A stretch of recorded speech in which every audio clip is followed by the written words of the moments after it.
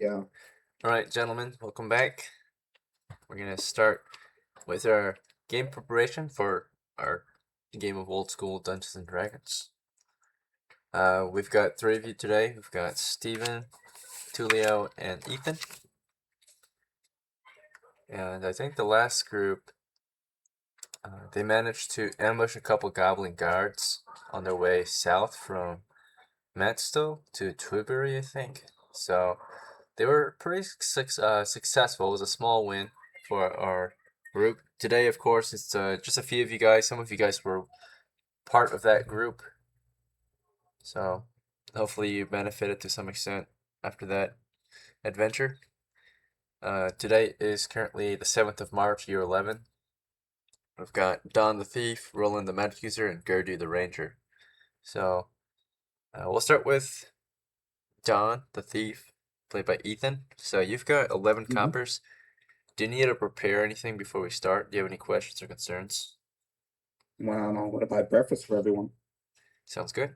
So, yep, breakfast will cost you 1 copper to feed the whole crew. Yeah, and I'm gonna buy a pound. Yeah, a pound. No, 3 pounds of food for myself. Okay, some rations. Yeah, some rations for today. Okay, sounds good. I have the knapsack to hold it. So. Yep. I think that might. Cause each ration's a pound, right? That's right, and you need 3 pounds of food a day. So I may or may not be over encumbered. Not over encumbered. Heavy footman because of the rash. Yeah. You're right. So you might gain 3 pounds. You're at 41 pounds of gear. Your max is 80. The benefit of eating well. Yes. If you don't eat, you will of course be exhausted, you will lose hit points, and you will lose body weight. So your strength or constitution will be depleted over time. Yeah. I give 1 ration to someone homeless person. I don't want to be heavy. Okay. Or if someone is joining us, I give them for breakfast too. Distribute the gear. Hello, Garlic. I just noticed you join in. Do you want to play today?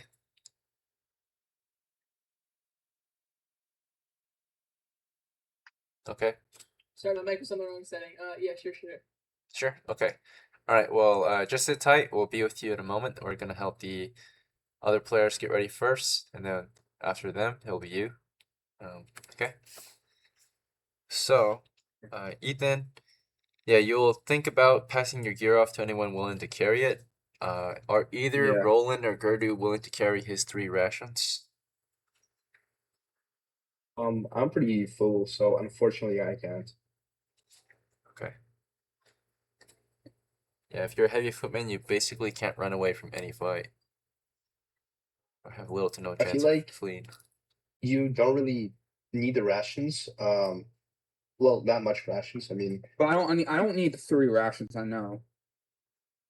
But I'm thinking of giving 1 of my rations to Garlic character for his. oh, listen, I can if you want, I can hold it for you, but if I have to throw it away, I will. You know what I mean? Yeah. Okay. All right, and Roland, you understand your character is physically weaker than most men, right? So you have a lower encumbrance maximum or capacity, right? Yeah, that's fine. Okay. Yeah. You only need to hold on to 1 ration, because it's what. Yeah, he needs to be 40 pounds or lower to be a medium footman. Yeah, so I'm only giving away 1 ration. So.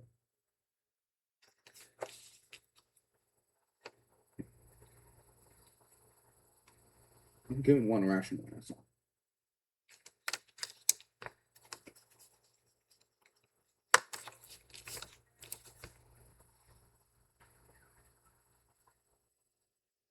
And that's all I need. Okay. Tulio, do you have any preparations before we start today's game? I was hoping to buy maybe a pickaxe. Okay. And an axe. Sure. And how much are cards? How much are what? Cards. Carts? Like a vehicle? Yeah. Let me check. One moment.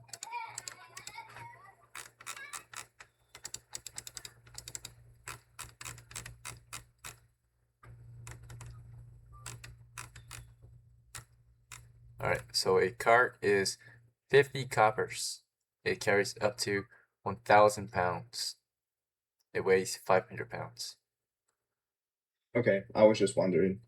Okay. I think that's it, to be honest. Alright, sounds Oh yeah, good. sorry. I need another candle for my lantern. You do. Yeah, your last one was used up. So you have half a candle left, I think. So if you buy a new one, you will have 1.5 pounds worth of wax to burn. Alright. Yeah. It costs 5 coppers to buy a new candle. You only have one, so you can't afford it. So you'll just have to rely on your half a pound of wax left. Okay, yeah, I didn't know I had that little. Okay, yeah, that's fine. Okay. Gardue, you've got 0 coppers. Do you have any questions or concerns? Any preparations you want to try to make? No preparations. Okay. Alright, Garlic, it's your turn. So you're gonna need to make a new character. Do you want to use Okay. the bot, or should I roll for you, or do you have your own dice? I don't have any dice. Okay, so do you want to use the bot, or should I roll for you? Oh, you can roll for me. That's your roll. Okay.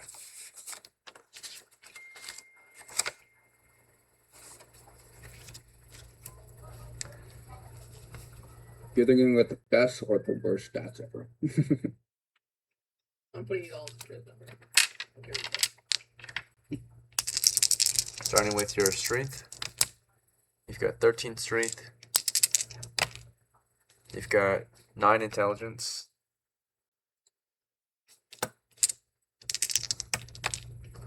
You've got 11 wisdom. And 15 dexterity. You've got 10 constitution. You've got 9 charisma. wow. Okay. Class recommendations are fighter or thief. I'll do thief. My dexterity is pretty high. Okay. You are level 0. You will have 1 to 4 hit points. Yours has, let's see, 3 hit points. Your starting money, you've got 110 coppers starting out. Alright, the first thing you're going to need is possibly some headgear. Would you be interested in headgear, like a hat, hood, mask, Give coil? me the cheapest one. Or sorry, cheapest? Okay. So that would be like a hat or a hood, a mask, or a cap, a coif, or a cowl. Any of those of interest to you? I guess a cowl. Okay. And the next, you want something for your body. This could be like robes, or a tunic, or a jerkin. Really lightweight armor. Light armor, so that would be like a gambeson, or a light gambeson. You want either of those? Either or. The best light armor that I Then can buy. a gambeson, it's 100 coppers though. That would use up Alright, almost yeah. all. You want that? I'm just buying it. And I'm just gonna have no pants. Okay. Well, if you get the cowl, it's 5. If you get the gambeson, it's 100. So you have 5 coppers left, and those only can afford you some sandals then for your feet. Can I gamble? Can I gamble with 5 coppers?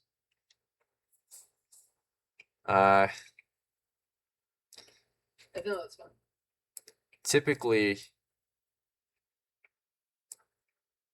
no, because this is money that was used for the preparation of your expedition. Not if you want to use it for gambling, you would have to use it once your character is fully created. Alright, so this is just purchasing Okay, gear. that's fine. Yeah, I'll just Gambling, get it's not a the gear base purchase. sandals. Okay. So you just don't have any weapons. No, I don't need a weapon. What's your plan? Are you just trying to get your character killed? Because if you get your character killed, you're gonna make it a lot harder for everyone else. Every single time we spawn a character in, and they get themselves killed, it uses up our manpower, so we have less and less troops, right? And then there's more and more enemies. My dexterity is really high, so I'll just sneak up behind them and I'll just kill them. Okay, sure. Okay, this guy's gonna be dead weight. Do you guys want to just kick him? Well, Yeah. yeah, Okay. sure. All right, dude. You're literally dead weight. You can't just sneak up. That was a waste. Yeah. Jesus.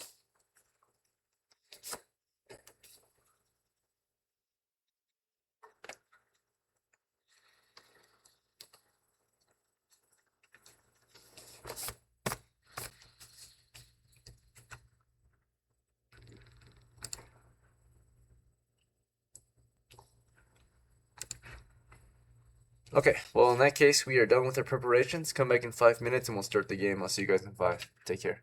Yeah, I'll see you soon. Okay. So the plan is to go back to the place you found and then just do work on it. I would be down for that actually. Yeah. Could we also up there look for monster caves to fight? Because Hell yeah. Yeah, especially if we can get a red cave. That would be the best. yeah, I agree. I think we should spend the first part of the day adventuring and then doing work on your guys' town. You want to build up. Yeah, I mean, if we go there, on the way there, we can find a cave, maybe, hopefully. And once we get back, if we do, we start working on the tile. Yeah, okay.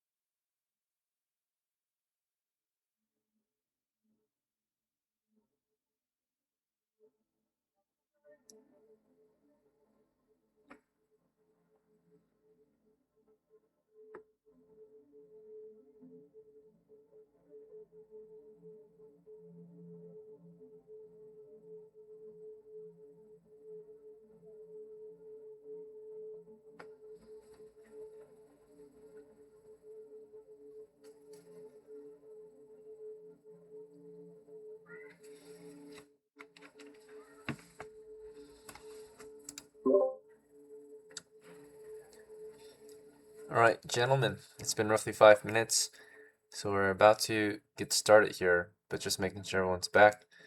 I'm gonna just do a roll call real quick. So Ethan, Steven, and Tulio. Yep. Okay. Steven, Tulio. Present. Yep. Present. Alright, perfect.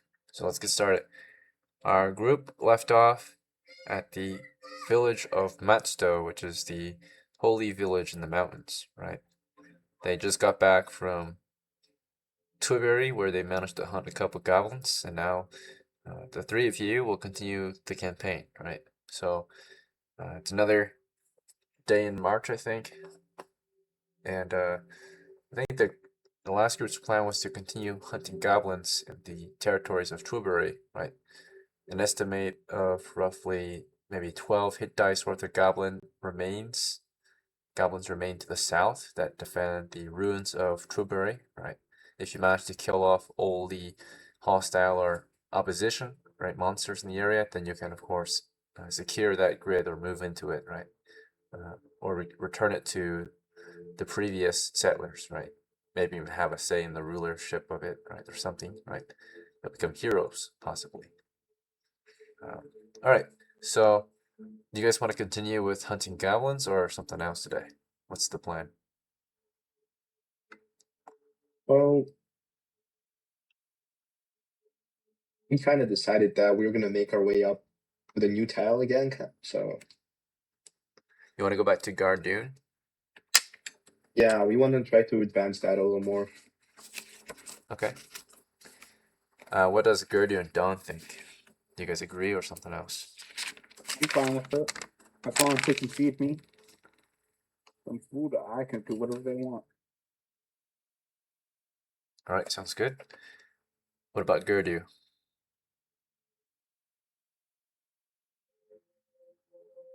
Steven? CFK? It showed. Yeah, I'm down to do that. Sorry, I'm showing you my computer. Okay. So it's been decided. In that case, how do you want to get to Gardune? You guys want to make your way through Harmach and then north along this border here? You want to take the last route you did, which was to go kind of northwest to Kenskal, north along the border, all the way to Lykeston, then west through Lykeston? How do you want? Yeah, those are some options. But yeah. In my opinion, we should take the first route, so west and then north, and then we should because that's pretty safe, and we should be on the lookout for hidden caves, like at least a little bit of the way. Sure. Yeah, I agree.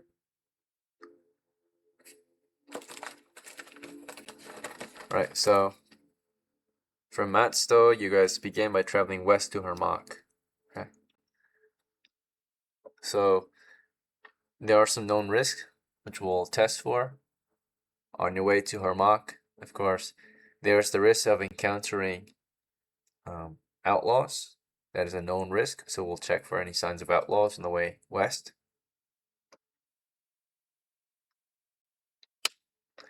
Alright, says travels. So far, we'll check for any animals. There were some animals, particularly small game. And we'll check for any large game. No large game. We'll check for any wandering monsters. Okay. So for certain, in the first hour of your travels, this is kind of between MATSTOW and Harmach. You were able to go down the road at the rate of, typically your crew is, I think, a medium footman crew, but I'm going to double check. Let's see. As long as we're able to offload that one pound. 10, 12, 13, 14, 15, 16, 17, 18, 19, 20, 21, 22, 23, 24, 25, 26, 27, 28. Okay, so roughly 29 pounds on this guy, GARDUE.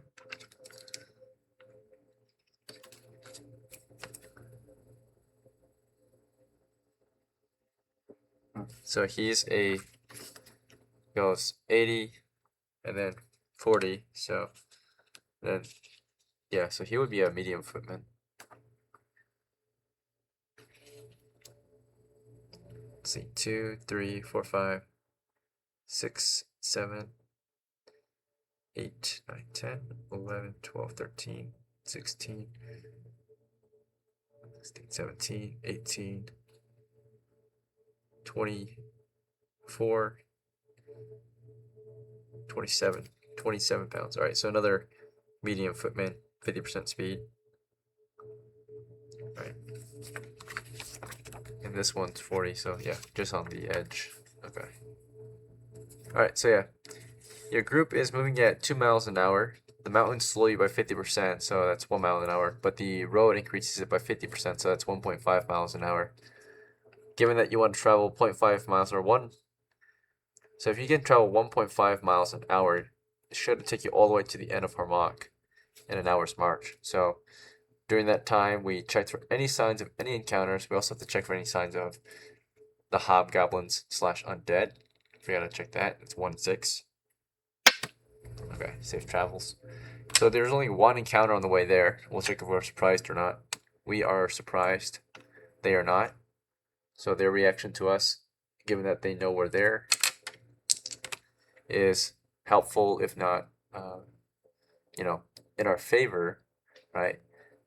So a favorable situation for our group, they kind of just leave us alone, or maybe, they let themselves, or they just kind of mind their own business and don't mind you being around, right? So it was, of course, some small game on the way westward at a safe distance, or a close distance. What game in particular? It was about 10 yards out, 30 feet. You were just marching through the mountain range when you noticed along the mountain side some small game. Particularly, it was like probably some I would say maybe like a few rabbits hanging out on the mountain, and they don't seem afraid of you. They're just minding their own business on the mountainside, just chilling there on the or hanging out there on the in the valley, munching on grass. Are you guys interested in or yeah? So you were surprised at first. You were just marching, you know. You didn't notice them until, of course, they made themselves known. Like they're friendly, you know. They just munch on the grass. They don't like go into hiding or anything. So like you're passing through, and then you start to notice like footprints in the earth, and you look around, and you're trying to first keep your eyes open for the trail or the destination. Right, you're keeping your eyes west, trying to continue west through the valley, trying to you know stay steady on your path or your route. You're also looking out for caves. You're looking out for any threats, anything dangerous, but you just notice signs of wildlife here, right? Like tracks, rabbit footprints in the mud down in the valley that you're marching through, along the road and such. And there's just some rabbits peacefully munching on grass. You guys want to take action against them or leave them alone? They seem I'm gonna friendly. try to shoot one. Okay, sure. As Gardue takes aim, Don and Roland, do you want to continue? Do you want to halt? Do you want to do something else? Do you want to also shoot or? I'd halt and watch. I don't really have anything to shoot them with, so I'll hold. Okay. And then Don, did you say you'll just watch or? Yeah, I just watch. I'm not wasting an arrow on a rabbit. Okay, Gardue, roll to hit. 1d20.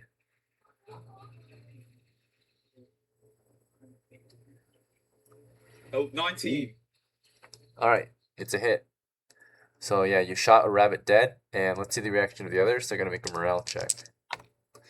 They passed the morale check. Despite that one dying and being shot by an arrow, the other ones just kind of mind their own business and continue to eat grass. Look. Okay, so they're spread out. They're on the valley or in the valley. You shot one, the nearest one dead, and after that, you can of course go retrieve your ammo and your kill. Right, as he does that, or Yeah. is that what you want to do, Gardue? I'll try to shoot one more. Shoot another one before you move. Okay, roll again. Yeah. Oh, 9. Okay. Your targets are not moving, they're just munching on grass, so they're actually fairly easy to hit right now. With all bonuses included, do you know your dexterity adjustment?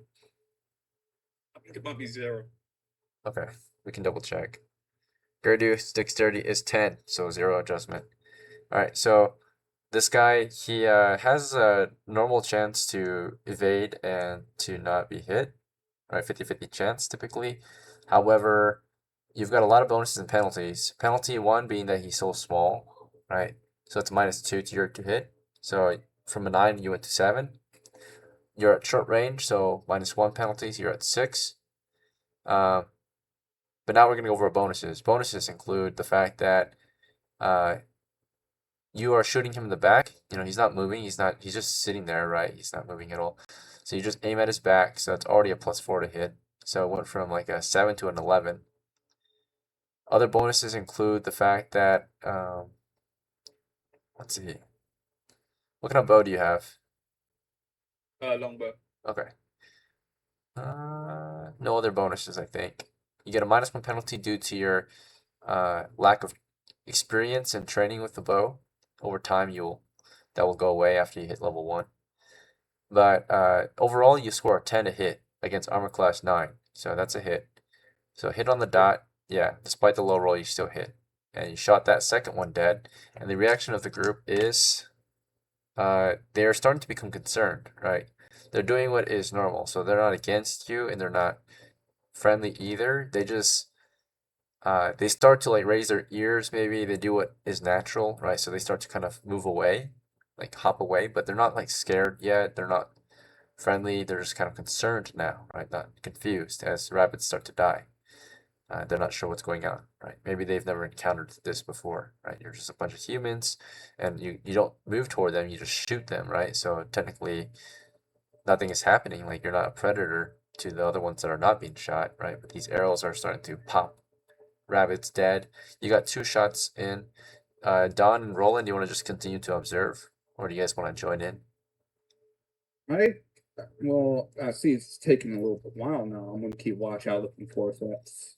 Okay, sure. You keep your eyes west for any Make sure, on guard. make sure I Roland? don't get ambushed. Sure. Yeah. All right. What about Roland? I'm gonna be on guard as well. Okay.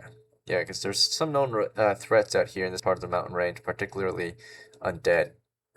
I mean, Yeah. If it was just one shot, it shouldn't have been too much to worry. But two, now it's gonna be a little bit more time. okay, so both of you are just on guard, looking outward for any signs of, danger, threats. Gardue, there's still plenty of rabbits here. Do you want to keep shooting rabbits, or do you want to stop, or something else? Take another shot. Okay, roll again. 14. Hit. All right, third rabbit killed. You want to keep going? Yep, let's keep going. The reaction to you is the same. They're concerned. Their ears are raised. That's a morale check, actually. That passed, I think. Yeah, morale 7 or something like that. So that was a 6. Still pretty low. So yeah, they're just hanging out still. Roll Okay, we'll again take- for a 4th kill. 9. 9. That's still a hit. That's a 4th kill. The morale. They remain brave.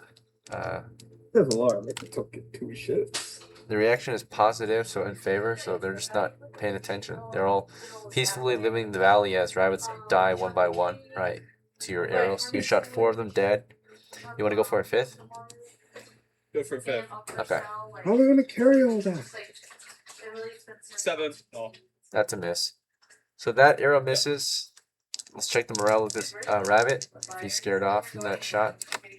He's scared. So finally they all start to break, right? They all start to hop away into their holes. So in the end you got a total of 4 rabbits killed. And 1 shot missed. That missed, and all your arrows you fired 5 arrows. There's a 1 in 2 chance that any of these arrows are bent or broken now. Okay. So we can go with the average if you want. The average would be 3 arrows are bent or broken at this point. Or do you want to roll for it? we'll go with average. Average? Okay. Yeah. So out of those 3 that are broken or bent, we'll say since the first time it was out of favor, the second time it's in favor. So there's 2 bent, 1 broken. The 1 broken might have hit a rock, right? So the one that you completely missed might have hit a stone in the mountain range. And that one just snapped, right? Due to the draw weight, the force behind the shot, right? The other ones were softened, right? They had something soft to go through and receive the energy, right? So those ones are all fine, right? There's 2 bent, there's 1 broken, there's 2 good, or 2 normal arrows, okay? Yeah, I'll just go collect the kills and continue then. Okay, so let's track your arrows.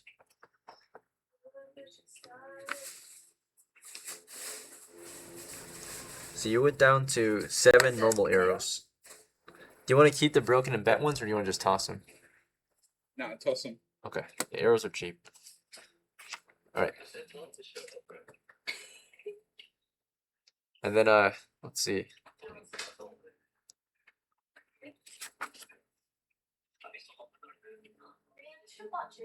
Rabbits. You got 4 rabbits. Let me check their size or weight. One moment.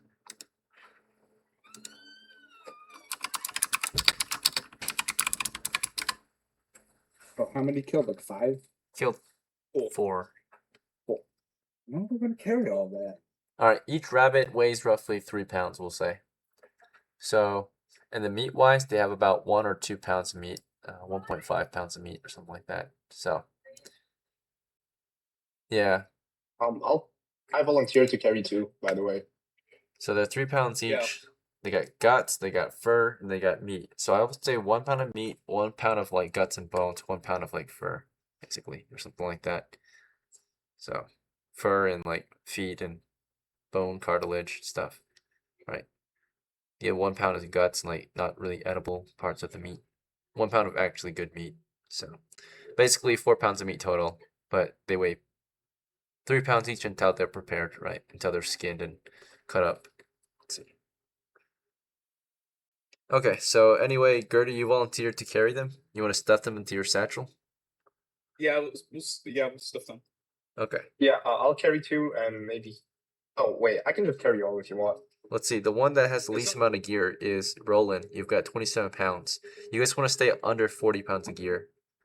Roland, though, you have Oh. a smaller limit because you're physically weaker. So your limit, instead of 40 pounds, it's reduced by 12.5%. So let me double check what that is real quick. 40 times. All right, so you only can carry up to 35 pounds basically before you're a heavy footman. So you want to stay under 35. Gardune wants to stay under I'm 40. gonna carry. Yeah, I'll carry 2 of them. Okay, so 2 plus 6, you would be at 33. Okay.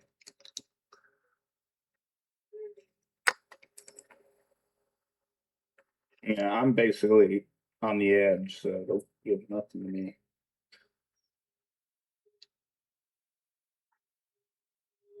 All right, Gardue, of course, you're carrying 2. That's plus 6 pounds. You're at 35 pounds a gear. Your max is 40 before you're heavy. Yeah, it's fine.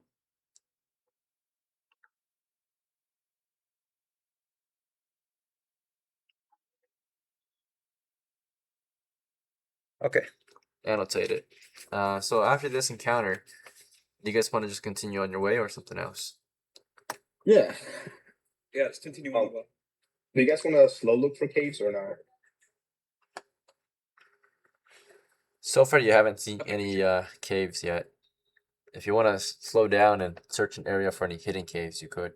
If you think there. I think we should just press on because there's a tile underneath Gardune, which is up mountain. So You're here right sure. now, currently somewhere in Harmok. Yeah. Even if we don't find anything, I said we get 4 rabbits. That's pretty good. Yeah. That's pretty All successful. right. Cool. I could feed you guys for a little bit. Right. 4 rabbits will feed you for 1 meal each. So. Yeah. And if we ever go back to town, we can sell the fur and buy rabbits. Yeah, you might get a couple coppers for the entire rabbit. Okay. So onwards from MATSTOW to Harmok, you finish your travels to the border here, and as you reach the end of the mountains west of Harmok, you can see in the distance the mountains slope down into, of course, a wasteland, an open swamp, right? This kind of wet, muddy terrain up ahead beyond the mountain range, right? So the landscape starts to just slope down into, of course, this vast expanse of marsh, right, to the west. You don't have to go through it. You can stay in the mountains and move north, right? Or you can venture down into Yeah. swamps. Let's not. let's go north. I Okay. hate swamps. Yeah. Yeah, I don't want any diseases today. Okay, you guys are pushing north through the mountains still. Right. So now our goal is to march roughly, looks like maybe about 2 miles. Yeah, roughly 2 miles north before we start moving west to look for Gardune. Right. So first we'll try to get through these mountains. 1 mile through the mountains. No road. So instead it will take you, because the current time, it's only been an hour. The encounter took about maybe 10 minutes. So an hour and 10 since you last departed from MATSTOW. So it's about 9:10 in the morning. And you guys continue northward for the next hour. Your crew will be moving at the rate of 1 mile an hour. Okay, so you would basically get here directly west of Kanskull if you're not delayed. Right, so you'll get there at 10:10. All right, let's check for any encounters. So your actions decided, right? You're traveling north along the mountainside here. Okay, through Kanskull, the land of orcs, or the mountains of the Kanskull orcs. And there are some known risks. There are some unknown risks. Unknown risks include wandering monsters. We'll check for that first. Chances are low. 2 ones indicate an unknown risk is encountered, right? Or the wandering monster of unknown type. Alright. So some known risks that you're looking out for, right, are animals. Okay, so that was for small game. That was for large game. We'll check for orcs, 1 and 6. For fuck's Unfortunate. sake. Okay. So there is an encounter halfway along your travels, right? Somewhere in the Kanskull Mountains, your crew will have an encounter with orcs now. So We'll check for surprise. We are not surprised. We'll check if they're surprised. They are not surprised. So that means it's a safe encounter distance. You come across signs of them, but you're not in a combat or anything. You're in an encounter, a safe distance away from the actual group of orcs. You find, of course, recent treks, right, which indicate their activity in the region, right? Maybe it's a patrol. Numbering of roughly, you find about a set of tracks, maybe a group of 3 moving through the area. They, direction-wise, the tracks are headed toward the northwest, kind of in the direction you're moving. And they're coming from the west, okay? Or sorry, they're coming from the northwest, looks like. So it looks like they went, so you see the older tracks came from the northwest and the more recent tracks went toward the northwest. So it's like they went to this area and then back away, if that makes any sense. So they might be stationed or positioned around the western region of Kanskull, basically, is what I'm telling you, right? So if you continue northward, you're probably going to engage, right? You're probably going to see them, or they might see you, right? Do you guys want to continue this way, or do you guys want to reroute? I guess if we continue northwest, if they're heading that way, we might encounter them. We might spot them before they spot us because they haven't seen our traction. What do you guys think? Yeah, it looks like we're coming in from behind them. Like they're headed, their most recent tracks go northwest, and we're kind of headed northwest, right? We're headed north. No matter what, we're not going to be surprised. So if it's just 3 orcs, shouldn't be too much of an issue. Yeah, I'd say we'll move with caution. I think you guys should agree, and we'll head like northwest, like north, I guess, towards Gardune. Okay. Yeah, I'm willing to take the risk. Push north. Okay. Yep. We'll check their reaction to the situation too, so how they react to possible signs of enemies in the area. Okay. Oh, In favor. So that just means that you probably don't see them on the way, right? You took the risk, your group agrees, questions, concerns, doesn't sound like there were any. And despite the signs of orcs in the area, you bravely pushed northward and never actually saw them, right? The tracks headed northwest, you went north, and you never came across those orcs. You reach, of course, 1 mile distance from where you started, right? So 1 hour later, so it's 10:10 now, and from here we are in the middle of Kanskull Mountains to the west, and we have maybe 1 hour left before we reach, of course, the border west of Lykeston, right? So we have to move half a mile west through the hills northward, and then that's our indicator of when we might want to travel westward to look for Gardune. I've got a question. During our travels, did we see any mountains to the west or east? Or just keeping our eyes out? Yeah, so in the Kanskull Mountains to the west is just all mountain region, right? So there could be caves out there if you want to look. Yeah, I meant like caves, sorry. That's what I meant, caves, yeah. Did we spot any or... You didn't see any visible caves. Hidden caves, you wouldn't see them unless you slow down, right? To dig them up or to stare into, of course, like the landscape until you saw one. But you didn't see any like openly visible ones, right? Nothing like that. I would mention it. Fine. No automatic encounters. There could be hidden ones though, or set ones based on where you move your crew, right? Which would be an automatic encounter. So if it's not covered and concealed, you'll automatically see it, right? If it is, as long as you ask if there were any, and I'll let you know. But so far, you didn't see any, right? Yep. All right. So moving northward for another mile should take you about an hour to achieve. We'll check for any signs of any other encounters. Again, there are some unknown risk, right? So we'll check for those. The unknown risks include possible wandering monsters that we've never encountered before in this region. Right, well, sorry, rolling dice. It's a d6. That's a no.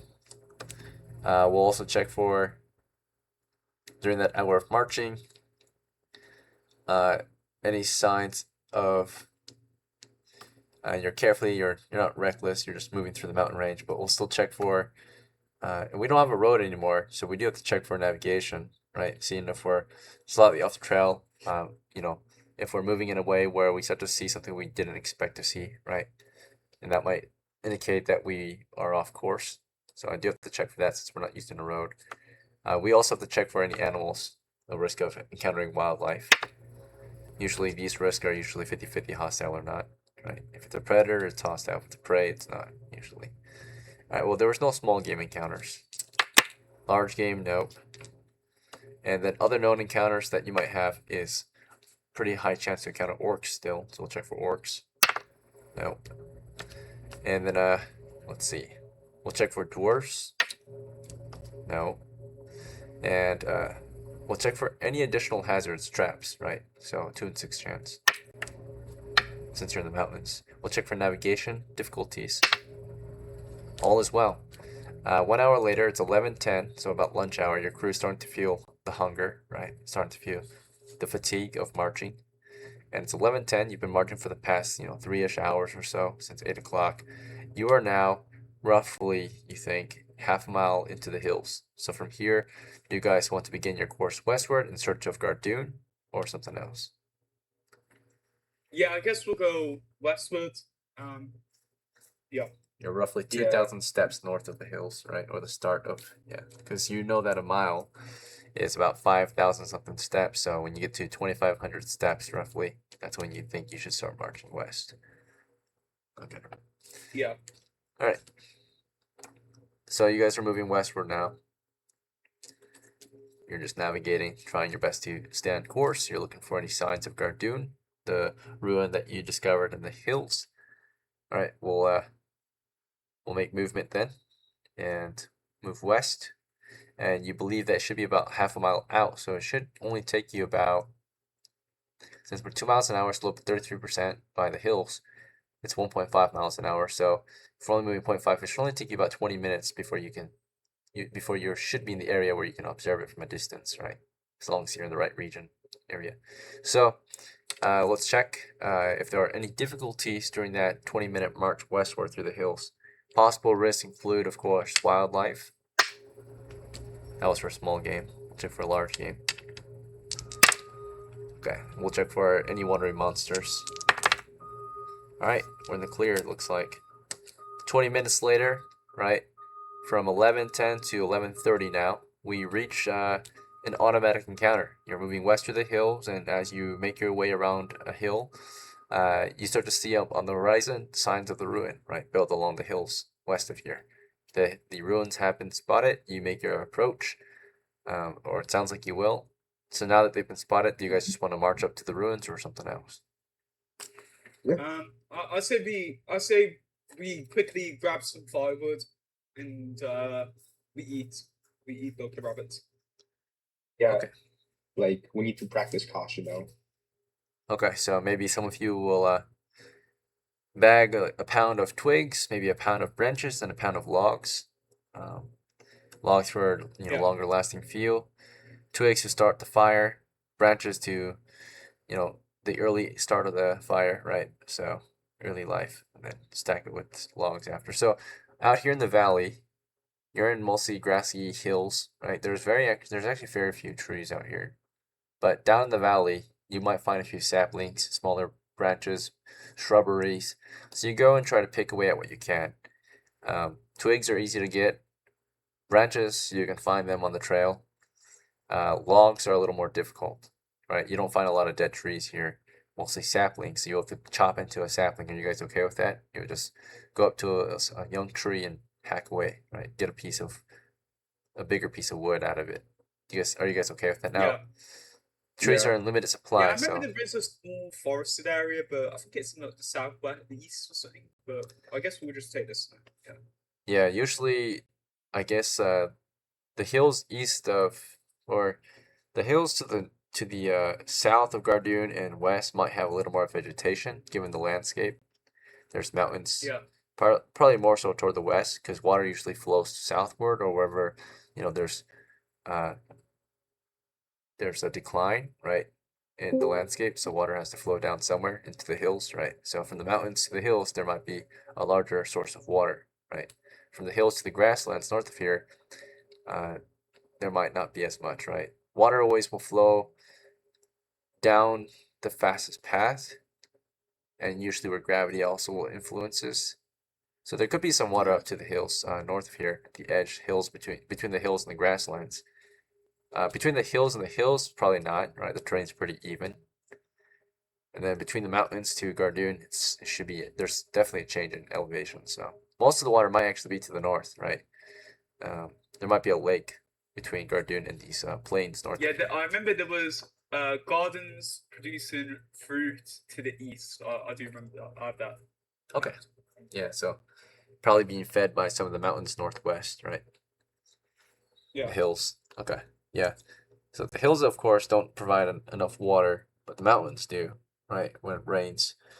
And then, of course, pools down into a lake or pond, and that flows outward too. Or dries up if there's nowhere for it to go. Let's see. So we're in Gardune right now. Or we're making our approach with our wood. We collected a sapling. All right, so we got one sapling for firewood. We got twigs for kindling, and we got branches for starting the fire too, right? So, all right, plenty of fuel to get a fire going and to get a camp established, right? Fire is the main thing you need to have a camp. All right, so you've arrived. You got your firewood. What's next? You just want to make your way up to the base that you established in the temple ruin, or something else? Yeah, we'll go to the base and set up the campfire, I guess. Yeah. Also, do you guys want to maybe make? Oh,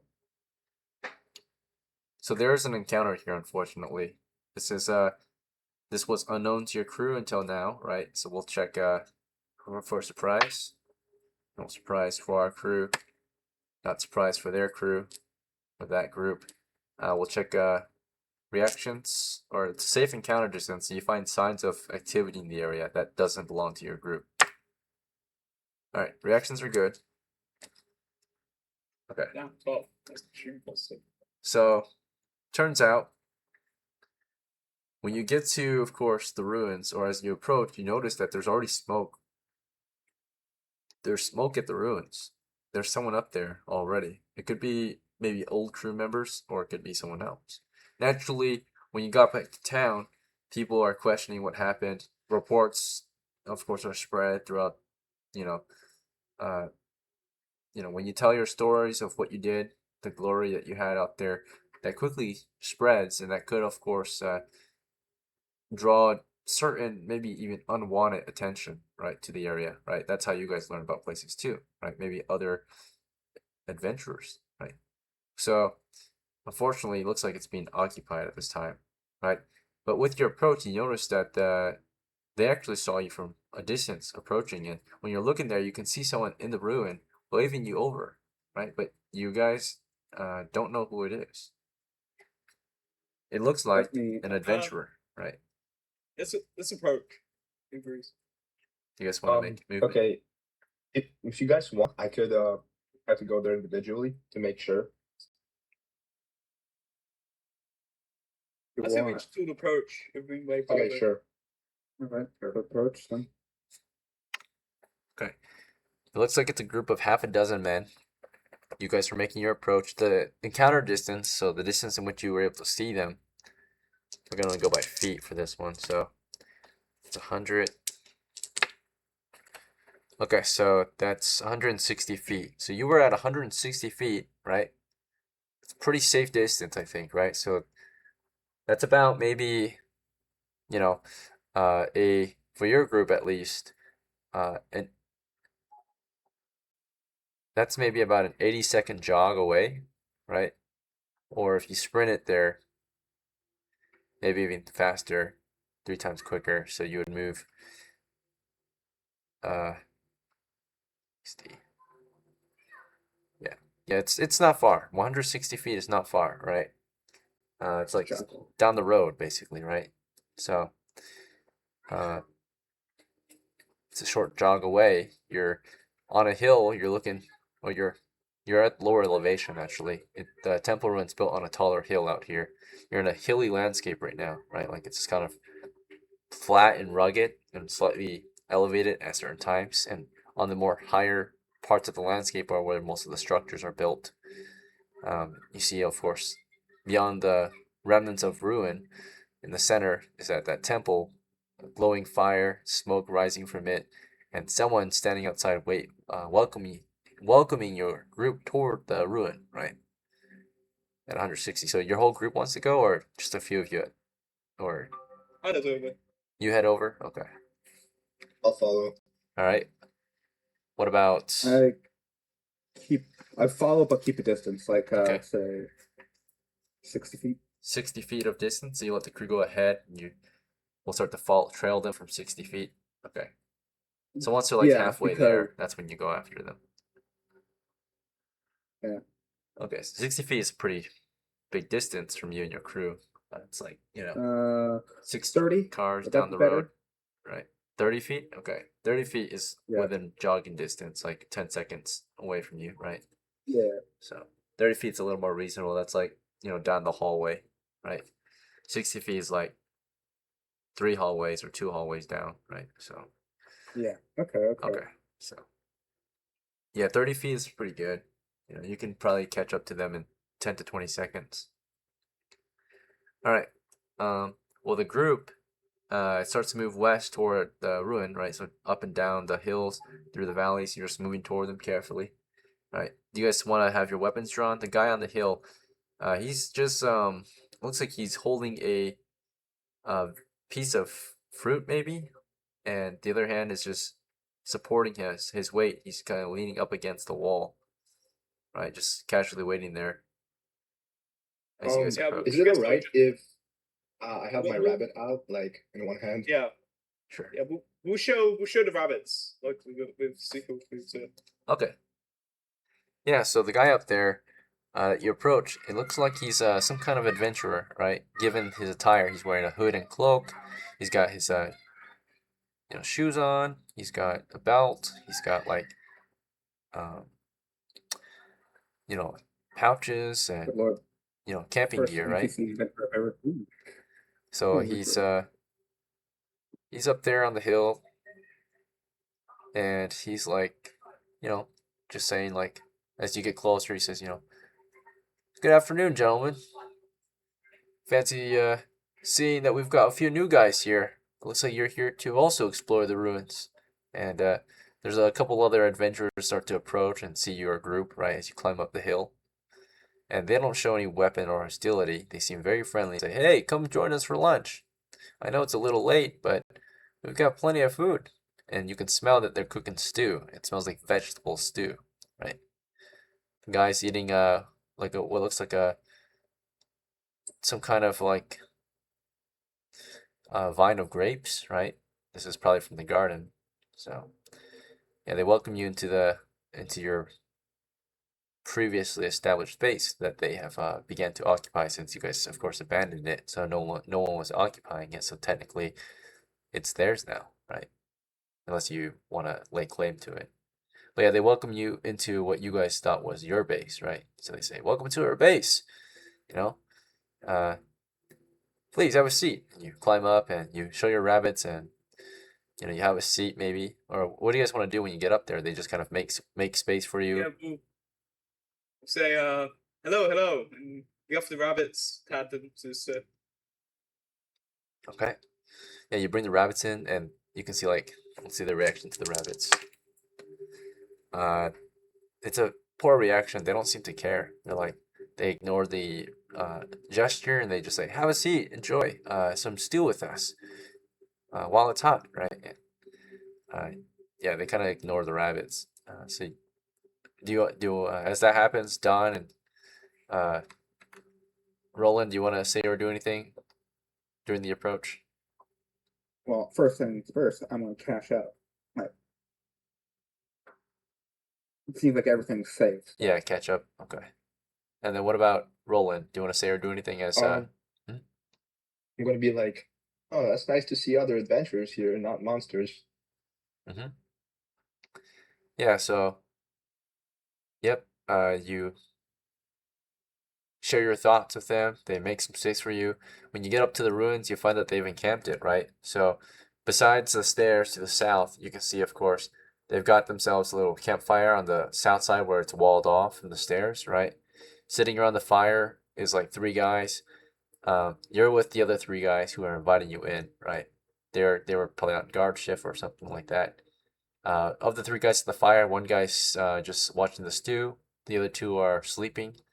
But they welcome you into their base, and you can see that they've piled up a lot of the vegetables and fruits. They've brought the statue up, right? So you can see the statue is like on the surface now, right? Pieces of it. And they also have, let's see.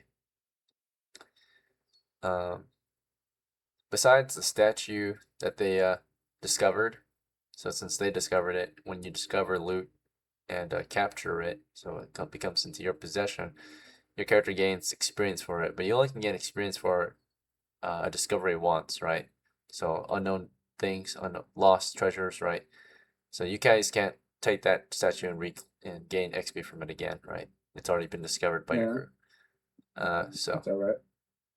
but it's been discovered by their group. They've never seen it before, so with their discovery of it, they probably got some fame or repute for recovering this statue, right? For themselves. So yeah, typically when you bring treasure or share reports on treasure you discovered, you can get XP for it, like reputation, right? You found that, you discovered it. I guess they're gonna claim that they found it too, right? Maybe it's theirs now. So Can I say to them? yeah. Where do you men come from? Yeah. So yeah, you start to question that, and as you question them, what does and they made space for you guys to sit. So you want to sit down and say that, or you want to keep standing and say that? Yeah, I wanna sit down. Okay. And they seem pretty friendly. They're already preparing. The guy at the fire is preparing you guys some food. They've got like what looks like a cooking set.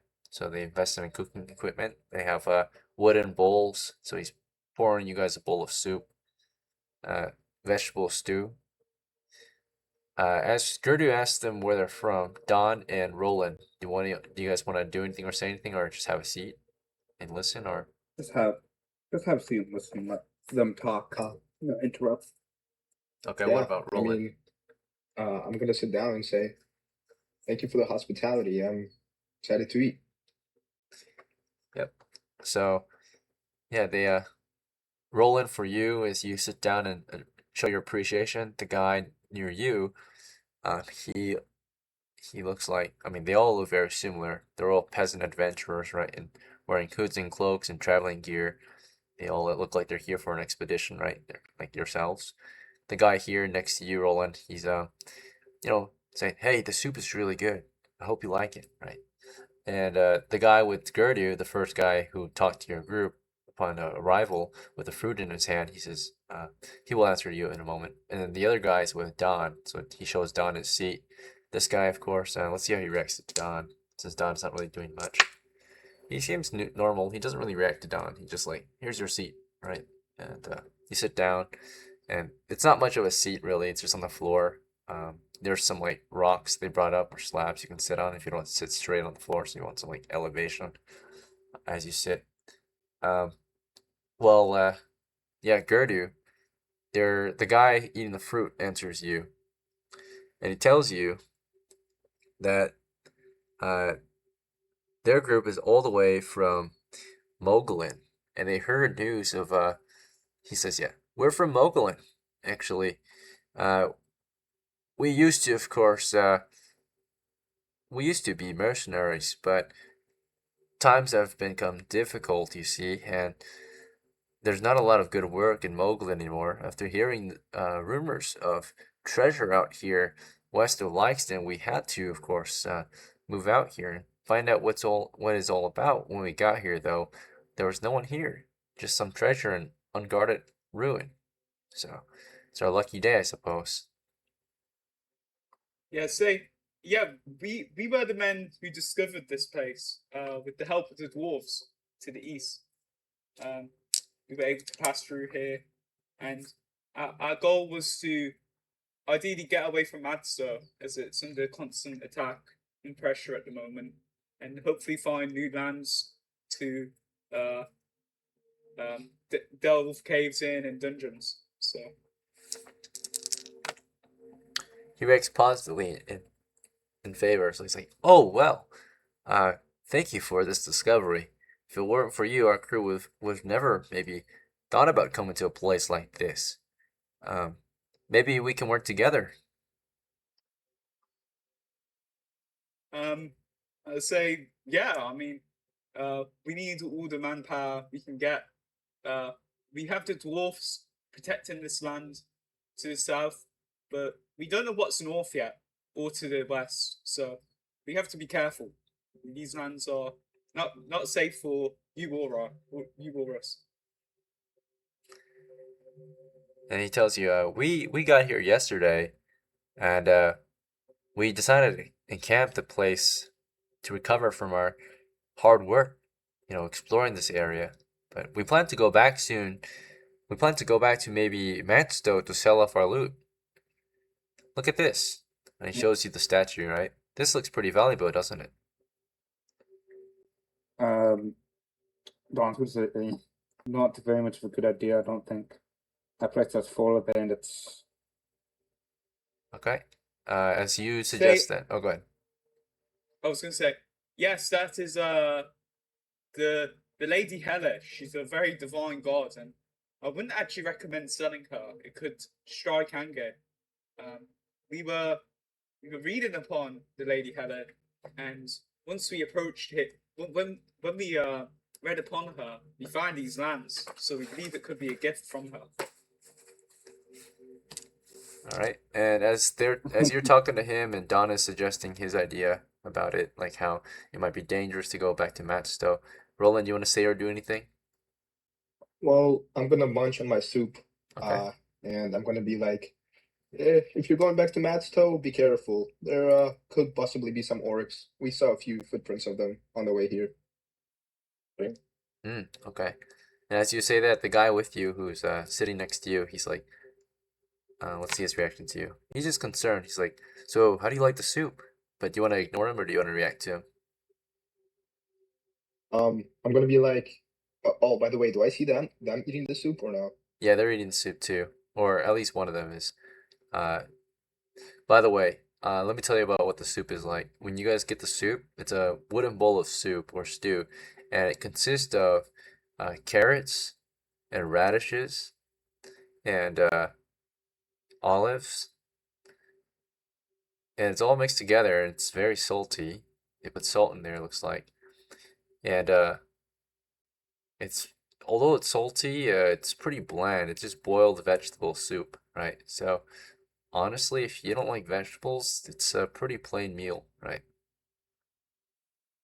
Yeah. There's like no protein. Well, Yeah. yeah. I'm gonna answer like, the soup is amazing. Couldn't have asked for a better meal. Thank you.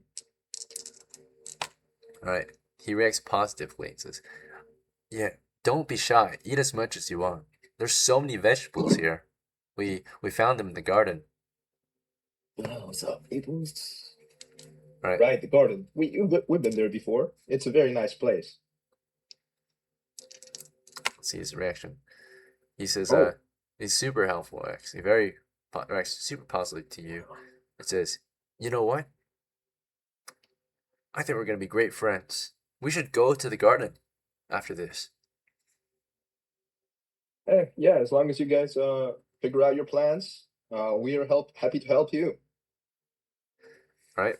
So, let's see. As that's going on, we're going to go toward... So as that's going on, we're going to go toward Don. So Don, you're kind of just chiming in, sharing your thoughts, suggesting that it might be dangerous. The guy nearest to you reacts positively and also agrees with you. He's like, "I've heard that too," right? And the guy that you told it to, let's see how he reacts. He reacts negatively and says, "Don't worry. We're strong. We'll get there," right? And of course, to GARDUE, based on what GARDUE's action was, GARDUE, what was it? Sorry, remind me again. What did you say after Don said that? I said I'll just go over again. We were traveling and we started reading upon the Lady Hela, and then we came upon these Right. basically virgin lands, and we found a statue, and it was a very strange coincidence. So I wouldn't recommend selling it, as she might anger the gods. All right, so with that, unfortunately, the guy who you are talking to, right, with the fruit in his hand, he questions you and says, "You really believe in that? Aren't you a god-worshipping man? You have nothing to fear. This was meant for us to sell, so that we can, of course." I have a +1 by the way. You can Oh wait, okay. Sorry. Thanks for the Yeah. reminder. In that case, the deny. So that's actually a positive reaction. So he agrees with you instead. So Yeah. based on what you said, you give your reasoning. You're slightly charming, right? Your character is, and yeah, he seems to agree. He says he thinks about it. He's like questioning it for a second, like, well, now that I think about it, you might be right. We should probably respect it, right? And let's see how his group reacts overall. His group reacts positively. It's like, yeah, let's not do anything too hasty. Maybe they're right, right? So let's not sell it, right? And they all agree, like, yeah, if they found it first, we should just leave it here because they didn't sell it either, right? So they all seem to agree, right? So, all right, what's next? Going back to Don. So Don, after you made your suggestion, do you want to just keep eating the soup? You're like halfway done, unless you didn't want to eat it. Yeah, It's pretty nutritious. It's a pound of soup, so this is definitely I a keep meal. eating it, Okay. and yeah, I'll just eat it. All right. It It's is pretty decent. bland though. It's just salty vegetable stew. I don't know. I love salty food. So Oh, then I guess Don likes it. Right. yeah, Don really likes it. I think this is pretty decent. Yeah. So you enjoy it, and then back to Gardue. Gardue, what's next? Do you want to keep talking? Do you want to just keep eating, or what's your next move? You're halfway done with your I'm meal. gonna eat and say, say to them, our mission today is to check the mountains to the south. We want to make sure it's safe down there. If you guys can join us, or you can maybe help us scout out the north or the west, and we can all bring the information together. Okay. And then as you're saying that, and as Don is just gonna keep eating, Roland, do you want to say or do anything during this encounter? This next one? Well, I'm gonna ask the guy his name that I'm talking to. Okay, the friendly one. Okay.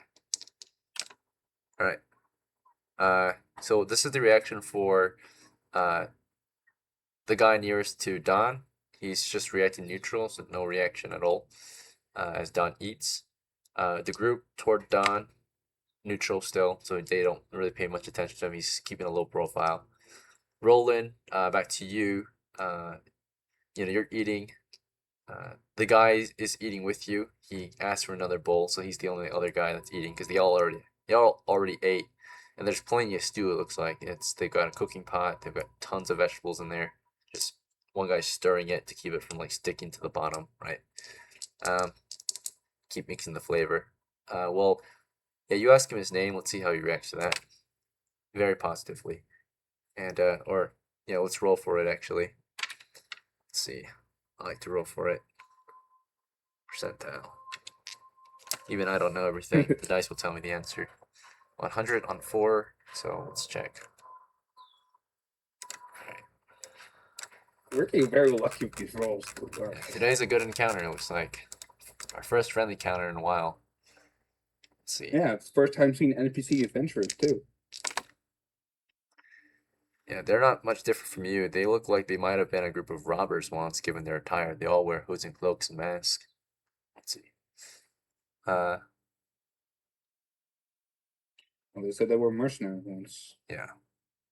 Paid soldiers, but they look more like robbers. Given their appearance, they don't have any like major weapons. They have like tons of bags and sacks and tools. All right. All right. Well, 35 on 3. Okay.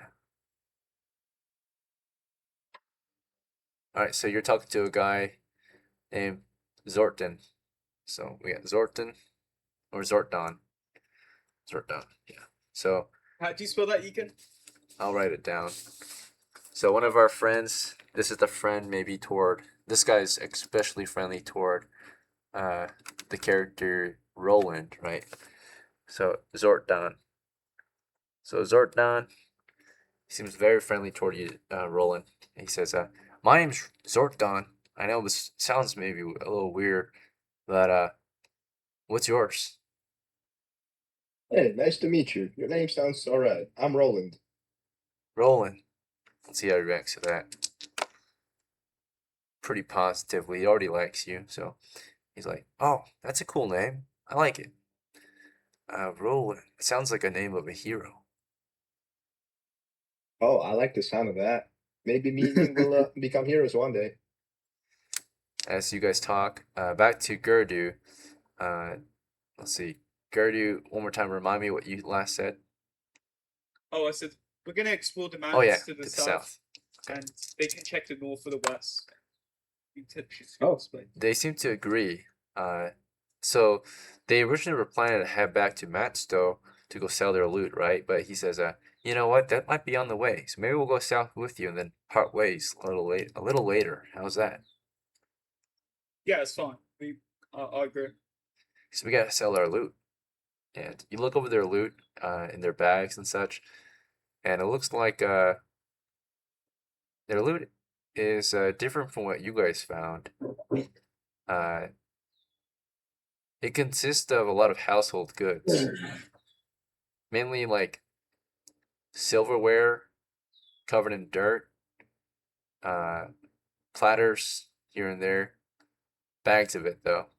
They tell you that they found it in the houses, buried under the slabs and in the dirt where old refuse was. They just dug it up. So those houses you guys found had non-organic materials that didn't melt away, right, from time. They dug it up, right? They peeled apart like old wood, furniture that was buried under the dirt, right? They found all these like metal objects still alive to this day, not rusty, maybe very dirty and green, oxidized, but definitely valuable still. So they told you that they looted the houses north and southwest of here. So Can I just say who is the leader of your group? and they point to one of the sleeping guys. He was on night's watch. So the guy that you look at, he looks like an old man. They tell you that that's their leader, right? Let's see. His name will be, let's see, 93 on 1.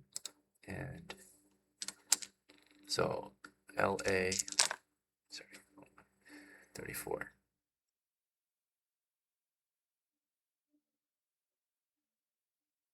All right. Lato, LADOH. So Lato is their leader, right? He looks like an old robber, right? He's got scruffy hair, a mustache. He's asleep. You know, he was on watch last night while they slept. So they're the day shift group. So they're staying awake while they sleep. Half the team is awake, half the team's asleep. Yeah, so they say Leto, he's our leader. He actually was the one who brought us together for this grand expedition. Looks like he was smart. But they were sleeping last night, so they'll wake up in the evening. So around 4 p.m. is when they'll be ready to start working. We'll be going back to sleep around nightfall. So we can definitely work together this evening. If you guys rest up and take a nap, we'll be willing to all together just head south with you. I just said That sounds amazing. Yeah, we agree. I think we agree from this point. I'm their lieutenant. Well, I'm the lieutenant of the group. Let me give you his name real quick. This is the guy with the fruit. He's done eating his fruit by now. Let's see. 82 on 2.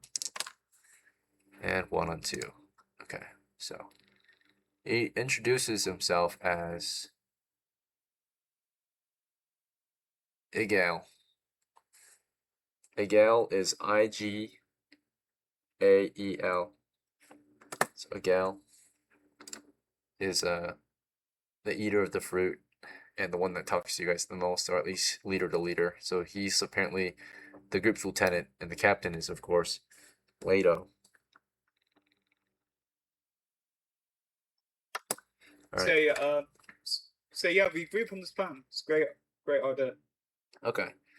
And he asks if you're the captain of your group, right?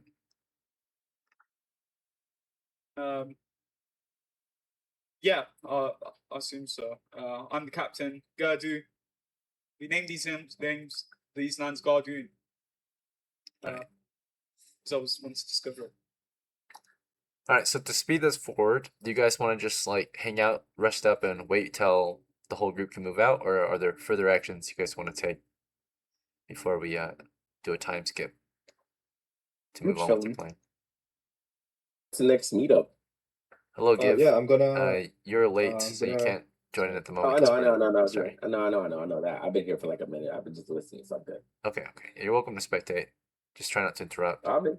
Yeah. I'm not. Okay. Don and Gardue and Roland, do you guys have any further actions before we?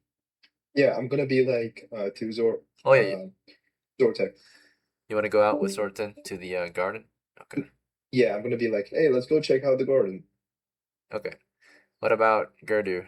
Is there anything in particular you want to do or say or ask them before we just pass the time and wait for the other group to wake up? Yeah, I'm ready to like play cards or nap or whatever it is. Okay, help them guard and nap. Okay. Sure, yeah. What about Don? If they need help with anything, I'll help them with it. If not, I just chill. Okay, sure. Let's see. Toward Gardue, the reaction for offering your help is they're open to it. They're not against or happy. They're just like, all right, sure, yeah, we'd enjoy that, right? Like, yeah, sure, help us out, right? So take a nap, help us guard, do whatever you want, right? We're just gonna wait until the other group has enough sleep. So it's you and Igael talking, and then of course Don, for you, yeah, you're just passing the time, waiting, and no one really reacts to you. Keep a low profile. For Roland, Zorton reacts very positively again, very friendly. He's like, all right, man, yeah, take your time, right? As you guys were eating, and then when you finish, you ask him to go, and you both go to the garden together, right? So the garden is overgrown. It's got all these vegetables that have been growing here wildly ever since it was kind of abandoned. So, yeah, you guys walk in, and yeah, just kind of enjoy the scenery. Do you want to say or do anything to him as you guys enter the garden? It smells really nice, I guess. Yeah, I'm gonna be like, I wish I could learn to cook like that someday. All I would have done is just taken them and eaten them straight up. Okay. And he reacts negatively to that. So he's like kind of against what you said, against your wish. He's like, hey man, you shouldn't be thinking about cooking. That's for women to do. You're right. You're Which right. is gonna ban you. I guess I got a little carried away there. Our cook, she's a girl, and she cooks, so you don't have to worry about it. Did you like what she ate? She cooked? Um, I have a question. Did we see the girl or no? Yeah, she's the cook. You saw the girl Okay. she was cooking. So Okay, I see. he starts to confess that he likes her. He's like, I like that girl. That's why I wanted to compliment her food, and I hope that you would compliment it with me because everyone in the group is against me. They think I'm a simp. They think, I'm in love with her, and that the food is bland. But I thought it was amazing. Well, listen, you want that girl, you just come to me and ask me for advice or even help with her, and I got you. Just because the rest of them are against you doesn't mean I am. I'm thinking that after this expedition, if I have enough money, I'm gonna marry her. You think she will accept? Well, maybe a few ventures to the dungeons, securing a good fortune is your number one priority, but if you become a wealthy man, I'm sure she will. Alright, he reacts negatively to that. He's against it. He's like, that doesn't sound very certain, and I don't think I'm gonna get too wealthy after this, actually. Thinking about it, they said my share is pretty small. Well, in that case, you can have many children and we can build our kingdom here. No need to go adventuring. He actually likes that idea. He's like, oh, you're right. I'm gonna say if maybe she wants to live out here with us. this is a good place to maybe build a community. I saw a few of the houses, the foundations. Maybe we can live together. There's a lot of good ideas. My old home in MATSTOW was horrible, or Mogollon, I mean. I was living in the cities, you know, the town, and not a lot of opportunity out there. A lot of politics. Yeah, you tell me about it. I've been there, and we're trying to escape that. That's why we came here. It's a lot more peaceful out here. There's just so much going on in the town. So much war. So much horrible stuff. Yeah, well, you want to marry her? I wish you all the best, and we will be there for you. Alright. And then he does something negatively to you now. So, as you wish that, he says, yeah, he says something you don't like. He says, like, hey, don't wish that for me. Keep your wishes to yourself. Ooh, not much of a religious guy, I see. Yeah, my bad. Alright. And then after that, he, just kind of is neutral. In the garden, you guys are sitting and walking around and looking at the vegetables. We're gonna go back to Gardue then. So Gardue, you've been on watch, you've been guarding, you've been maybe taking a nap. And during that time, we'll see if there's any further reactions to you as we pass the time. Nope, nothing really is going on. So you want to just continue doing what you're doing, just guarding, napping, waiting. Yeah. We'll continue doing that, yeah. All right, Don's I guess AFK, eating as well too. eating a little bit more, yeah, for dinner. Don, do you want to say or do anything? We're just chilling. Yeah, okay. Well, we'll wrap up Roland's encounter then. So we'll just keep going until Roland's ready to pass the time. So since you guys are good to go. So Roland, at the garden, you guys seem to wrap it up there. Maybe like he's kind of, you went to the garden to kind of look at the garden, maybe pick up vegetables and fruits if you want. Like he picked up a fruit to munch on while you guys hung out at the garden. Do you want to do anything else there? Well, I don't want to do too much, but I got to know him. That's good. Yeah, you know his I'm goal. gonna be like, yeah. Well, yeah, I know his goals and stuff, so I guess I'm just gonna wrap it up a bit and just chill. Okay, yeah. Yep. So he's a bit concerned about you, it seems, as you guys wrap it up and head back. He's like, yo, you seem really cool. What's your reason for being here? I'm gonna be like, well, like I said, MATSTOW has been overrun with bandits. Situations they're not good. We came here to find new lands and possibly even some peace. But most of all, we're adventurers. We go dungeon delving, and we heard there's some new caves here when we came here.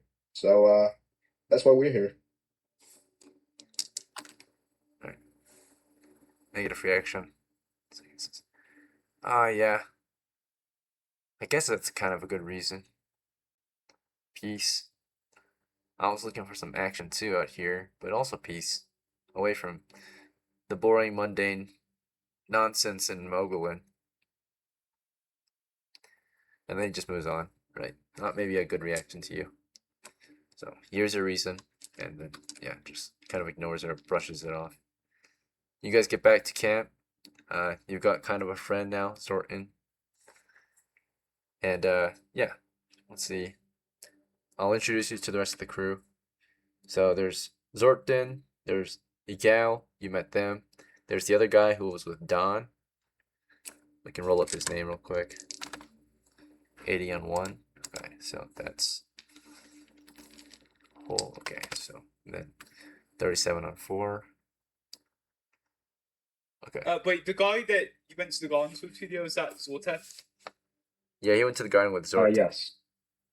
Okay, it's spelled Z-O-R-T-E-K. Zortdon. Oh, okay. Oh, Zordan, I guess. Yeah. For okay, and then for It's Ethan. just our welcome. Sorry, I didn't know I left. I didn't know why. You're good. Ethan met a guy. The guy he's sitting by and resting with is Porpy. Okay, and then there's two other characters who are asleep. Let's see. Actually two. Only the boss. The cook is still awake. She didn't want to go to bed. Let's see. So let's see. The other two characters 78 too. So let's see. 33 1. 31. Okay.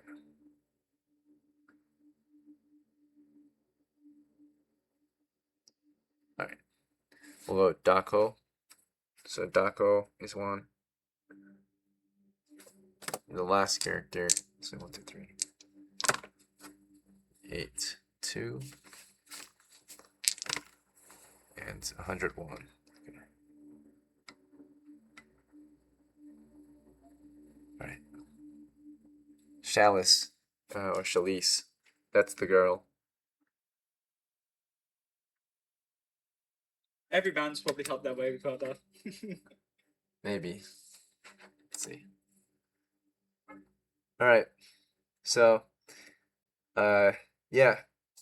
Time passes, and evening comes, and of course, Captain Leto wakes up to the explanation of Lieutenant Miguel, who explains that they have visitors and that you guys are the founding crew, the first crew to have a major discovery here, right? You're not the first crew to discover these hills, but you're the first crew to find these ruins. So, it's a pleasure to meet you, right? Let's see, Captain Leto's reaction to you, rolling, is concerned. He's not sure. He's like wondering, of course. So they explain the whole thing, right? Like the plan and everything moving forward, that the group wants to go and help you guys on the way out of here. And I guess he's got some questions for you. Yeah, we'll ask you, despite, you know, the friendly situation,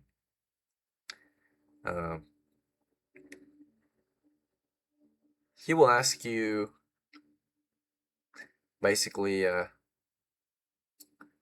he's a bit concerned. What do you plan to do if we find something in the mountains? Are you trying to fight? Or you're just taking note of it? We're here to take notes.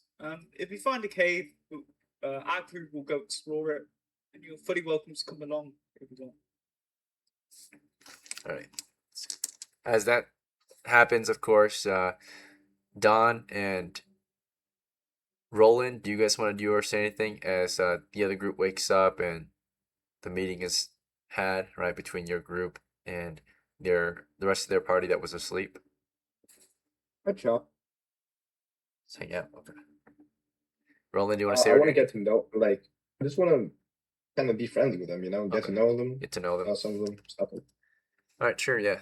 So, between all these characters, since the captain and Igal are talking to your captain, GARDUE, self-proclaimed captain based on taking actions and spokesmanship and all that.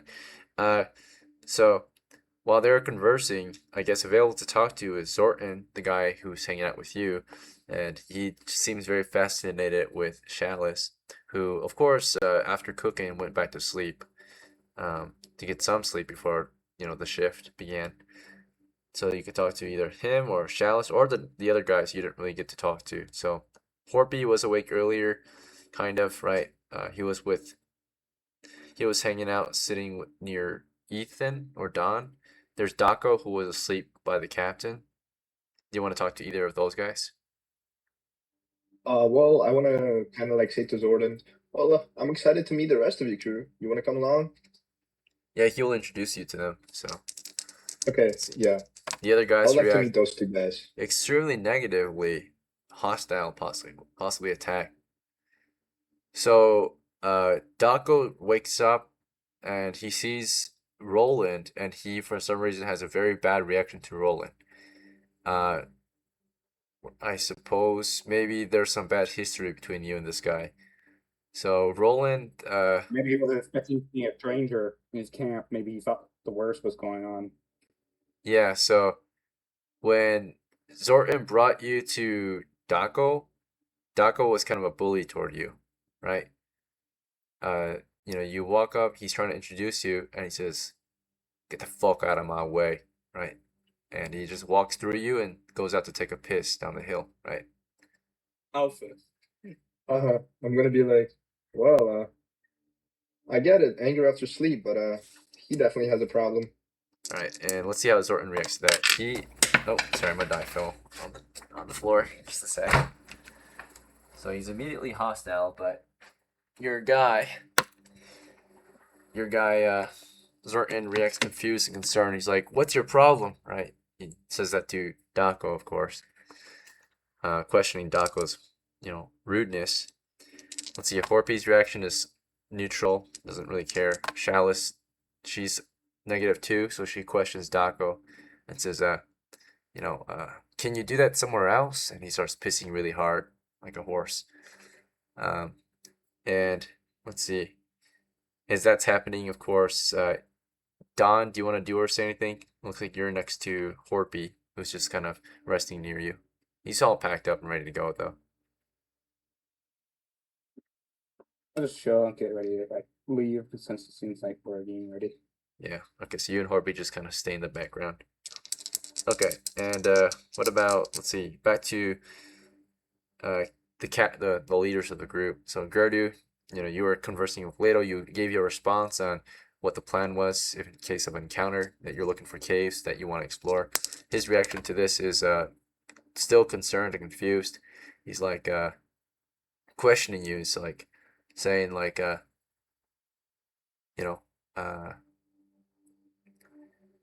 well, our plan is to sell off our loot, but why don't you stay here? This is your place. If you found this place first, you should maybe ensure that I'm not saying that someone might take it from you, but if you don't leave someone here, who knows who else might come here? I mean, my group, I actually was planning to leave a couple of my guys here while we went to sell the loot. But if you're gonna stay here, I don't want to leave any. I mean, maybe I can leave some of my own guys here with you. It's just that. Oh, just a moment, guys. I'm getting a call in real life. Yes. Let's do our halftime break. So come back in 5. Yeah. Yeah, it's fine. How's it going so far? What's up, Honestly, we're in brother? a good position right now, I would say. Yeah. We got some true. See, I didn't know about the whole pinging thing. Oh, I said- what time was it? He said it this morning, and then he said it in the afternoon. And he was like, "Anybody here?" So I was just like, "Okay." 9 p.m. I didn't think it was like, Okay. I'm gonna play. All right. Yeah, yes. We can get you next game. Okay. We're trying to look wait, at I'm in a game right now, but I'm almost done. So I'll probably because I'll probably Matso stop is by in a probably- bit. okay, I might not be there Yeah, at yeah, 9:30, but but I'm just saying, a how little long you guys later. gonna play for? That's it. Are you guys gonna be on for a Uh, while? Or are you guys yeah, yeah, gonna be Go- sex? But we're gonna. I don't know if you can. Oh, you're good, see you're this, but, Yeah. All right. Yeah, Thanks for calling. exactly. Safe It's on drive. him too. It's on him too. when he comes back, we can ask you. You can do a post of it. I'm down to play. I'm always down to play usually. So we have a lot of work to do anyway. So all right, I'll be back when you go.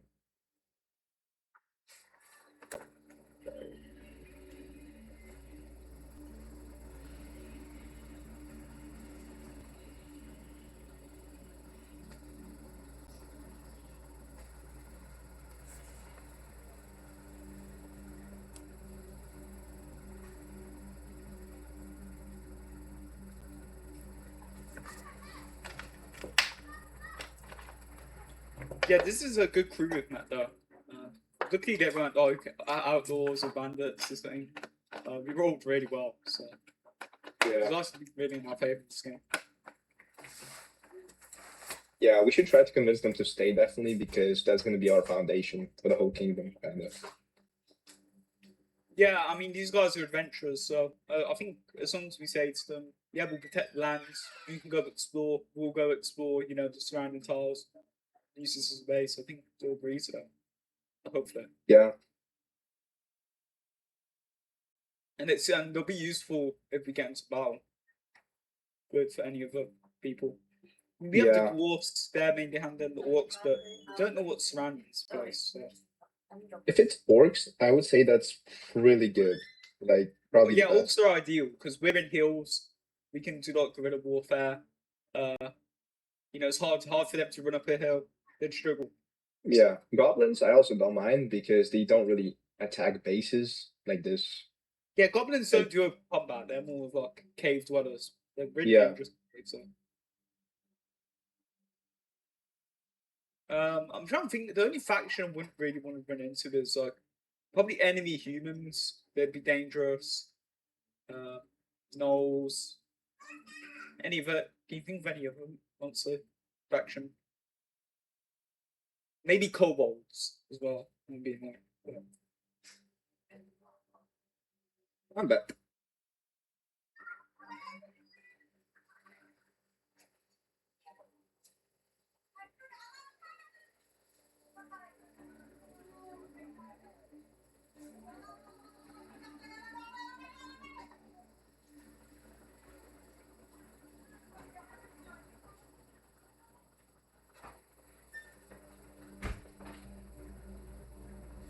Yeah, like I'm sure it's something to do with orcs though, because we saw a few past northwest. But if it's fucking animals like rats or wolves, we'll take that. Yeah, would be convenient. If it's orcs, I wouldn't say that's awfully not that bad. We could take out Yeah. orcs. Well, orcs just have huge numbers usually, but they don't use missiles. Not usually. Which is good for like, I guess Earths. But hopefully we won't actually fight these factions. We'll just stay in our little hideout and cave dwell. Unfortunately, we might have to because it's their nature, you know.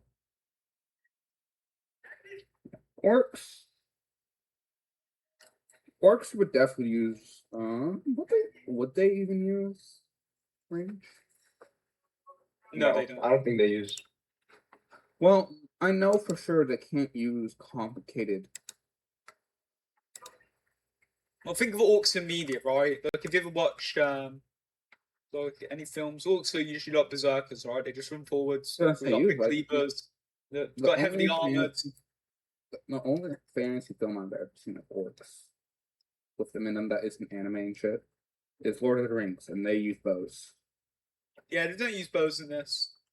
Thankfully, for my encounters with them anywhere, could come across different kinds of orcs. Like, Yeah. I wouldn't be. Well, I wouldn't be surprised. I know they're not going to be carrying around guns and grenades. That's for sure.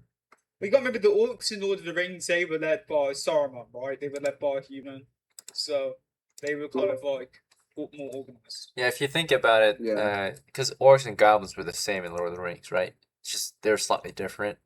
Goblins were more of the skirmishers, type of greenskins. Orcs were more like just the standard shield bangers.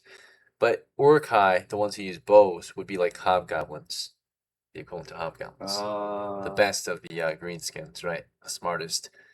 So they were smart as goblins and strong as orcs, right? Yeah, I'd just be happy when we fight orcs. I happy to know they don't use grenades because that would probably be complicated for them to even make. Wait, is there like Saruman and like Sauron kind of like figures in this world? Evil wizards, I suppose there could be, but the world is very young. We're in a low fantasy campaign because, of course, it's old school D&D, and it only becomes high fantasy basically once the characters get to high level. Because you guys are the characters that become like Saruman or the king, right? Right now the world is young and small and just very small villages and kingdoms, right? So the grand characters like that don't come until many generations of campaigning and adventuring and lore, right? So that's built naturally in our group. We don't just spawn powerful characters and we actually build them from the ground up. So let's see. Yeah, most of any powerful characters are based on or are limited, right, in history and lore, but we like to keep our game very organic. So let's see, very natural development. So, yeah. Like your magical weapons that you guys craft, that's why it's very easy to craft weapons.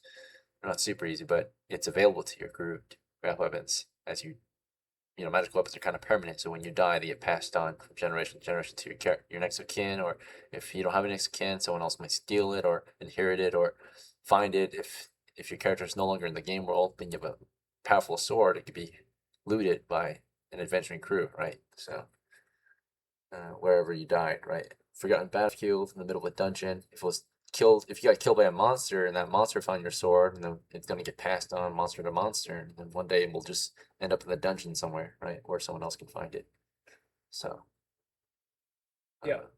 But yeah, Saruman doesn't exist in our current world. Like nothing equivalent to him yet. Yeah. No one equivalent. No one's powerful enough yet. So I mean, Oh, we've never even come seen on. magic yet, so yeah, so we'll see. Right. All right, continuing onward. The break is over, so let's continue where we left off. Your group was about to depart, right?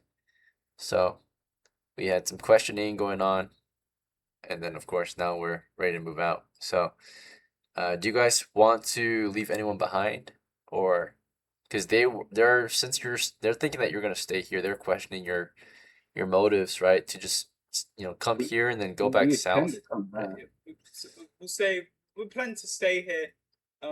We have some more adventurers coming in the next few days. So once we'll build up a good force here for us. Our plan for the rest of the day is to just go find a cave to get some copper, potentially build up this place, and escort you guys to the border. Right. He reacts positively and agrees. That's a pretty good idea. You should be aware of what we discovered out here.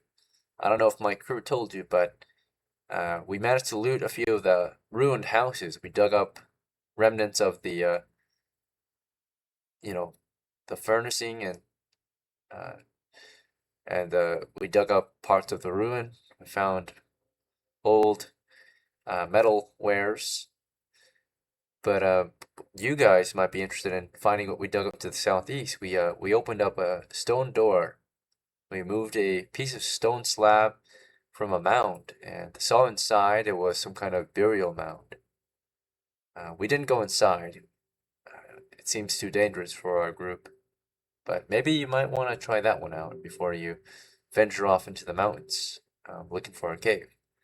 Our group will be traveling. We originally planned to not move through the mountains, but along them. We plan to move east to Tyburn, or east maybe toward past Lykeston to Tyburn, and then straight south, and then to MATSTOW, and then to Mogulin possibly. That's our current course of travel. So I'm not too sure if we should join you for the mountains, because it might be dangerous. We don't know what's out there.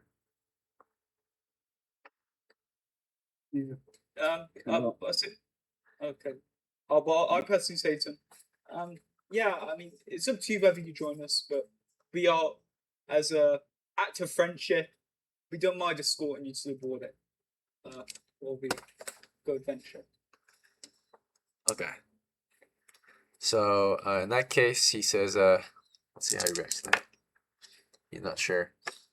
Okay. He'll look to his crew, see what they want to do. They're not sure either.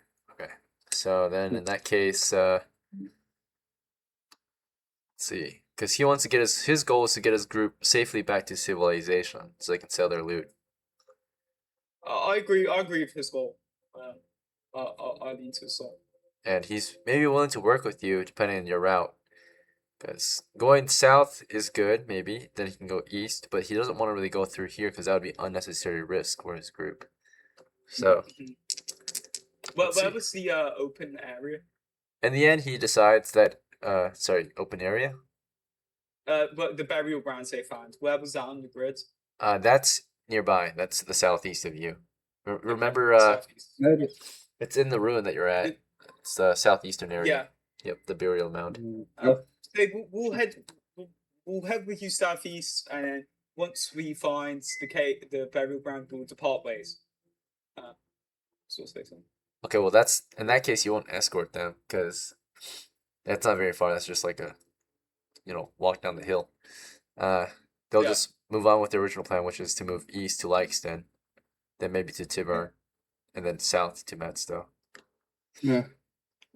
Good luck. Okay. Yeah. So I extend my hand out to the captain and say, I hope we can be good friends and work together. okay, let's see his reaction. All right. He is not. He reacts normally. He says, "Sure, yeah, perhaps so." Right, and he shakes her hand, and wishes you luck on your delve in the burial mound. Right, but it doesn't seem exactly friendly, like super friendly or helpful, and it doesn't seem negative either. It's just normal, right? Normal reaction.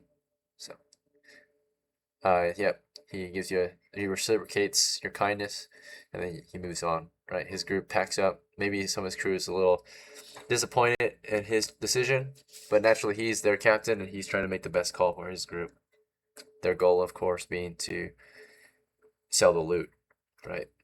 So he's not leaving anybody behind, right? he's From not his crew. anymore. Maybe he was gonna originally, but given that your group is here, right, and that you guys are the kind of rightful claimants to the area, like he seems to respect that. He has no need to kind of leave people behind, right? That'll be, Okay. Is it alright if I take a screenshot of my sheet? oh, sure. That one? Yeah. Here, I can bring Okay. it closer. Let's see. Yeah, that's perfect. All right. Thank you. Yeah. No problem. Okay, so I want to say bye to my new best friend, Sure. which I met, Zorton. Yep. And yeah, I want to wish him good luck with everything. With his, I'm gonna like whisper to him, good luck with you know, your new, you know, your girl, Shalisa. He reacts against you, or negative. It's not the reaction you wanted. So yeah, he says something he says something not in your favor. So you wished him good luck, and he says something that is against you.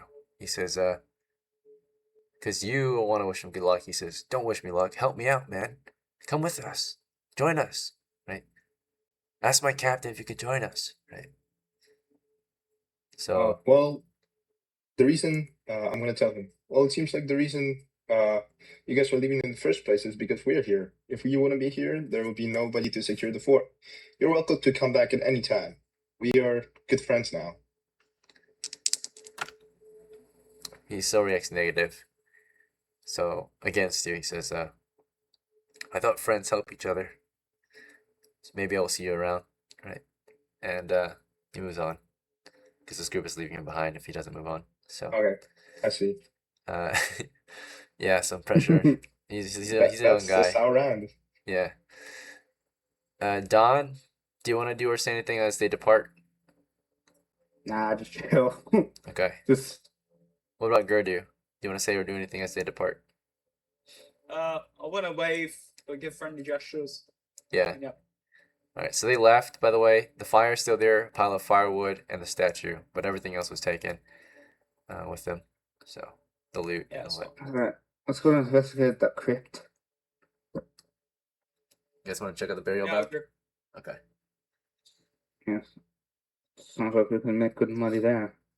Before you guys go, do you guys want to like set up little signs, like hints, like a little bit traps, maybe some things that if anybody comes here, we'll know somebody's Oh, here. we're gonna stay here. So Yeah. that Okay. should be fine. We can do that in the future when we get some copper. Okay. If you guys also in the future don't want to have to go back to civilization to sell your loot, you have to establish trade routes. So either building a path or securing a route that's safe for travelers to use, even if there's no road, right? And then, of course, inviting or having people escort caravans back and forth to come and buy your loot and take it back, right? So Yeah. you would have to, Oh. yeah, figure out a trade route and then be willing to hire caravans or invite them over, right? So risky tradesmen that might be willing to buy your loot and take it back to civilization to sell for a higher price. By the way, Ekin, how do you like usually attract people to like a new town or something like that? you invite them, I suppose, the most basic ways. You say, hey, we've got land, you can have it, you can live it, or you can keep it if you live in it, right? You can offer people land, like say, this land has been cleared of Oh, monsters, there's nothing living there, you can have it.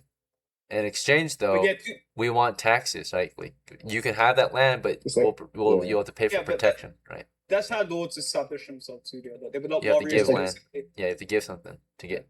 yeah, so it's like feudalism basically. Yeah, Gertie, you're right, Yeah. and yep, Roland, you're right. So that's how you usually will attract people, right? You don't just like, hey, come work here and not get anything out of it, right? What they'll get out of it is a safe place to live, right, and land to own, right, to you know to But have. you can ask a question like, let's say we get Tulio to become a mage, like a level 1 mage, or Yeah, we get a cleric or something. Would that attract people? Would they be like, oh, like I want to go learn from this man? yeah, that Yeah. would, yep, because Roland can retire if he wants temporarily and just start teaching magic or crafting magical gear, or have some kind of like the same thing. If you're a cleric, you can open up a church, right? You can attract clerical followers, right? Establish a stronghold and build a church, right? A community around the church. For Roland, a community around scholars, magic users, doctors and scientists, things like that, like things to discover and learn out there, right? Build a school or something. For fighters, of course, there's so many ways to bring in fighters, right? Men to willing to fight. So have a common enemy to kill, right? Say, raise a bounty, like bring up taxes, of course, use those taxes to fund people to go kill your enemies, right? Like, hey, if you go kill the enemies in our border, right, then you get paid, right? Or if you defend our land, every day you get a place to live, eat, and an allowance, maybe, right? That's how you build up your ranks, right? Build an army. So I mean, you could force a levy too if you have land that, in exchange for that levy, right? Those people, you give them a place to live, right? Or maybe even land, and then they're forced to defend it, right? So, Yeah. That's a lot of stuff for the future. yeah, a lot of Let's stuff prospecting. get that underground bit. Or All right, let's get into that. You're right. Let's get into the burial mound. So, do you guys plan on mapping yourself, or do you want me to map for you, or something else? Or do you just not want to map? We just go by theater of the mind. Yeah, We're gonna map. We're gonna map. You're gonna map? Okay. we have a map of the area already. So we can head to the place, I guess. I'll need some to you guys. Okay. Yep. So, yeah. So in that case, your crew, if you map yourselves, your crew will move a lot faster, right? It will be theater of the mind on my end, but then of course on your end you're mapping, and then your characters will just move through the dungeon carefully, but faster than if you were having me draw your map, right? So. All right. Yeah, so I'll map guys. If we go to so we can get to this. Yeah. Yeah, I'm also gonna map, like, if you want me to, like, a little bit, help you. Yeah, I gave you access. So. Yeah. You guys can map together, correct each other, right? Keep each other accountable, help out. Okay. So we'll get to work here. Let me describe the first area to your crew.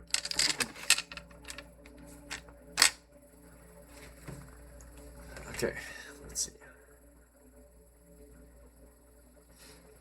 So, let's see.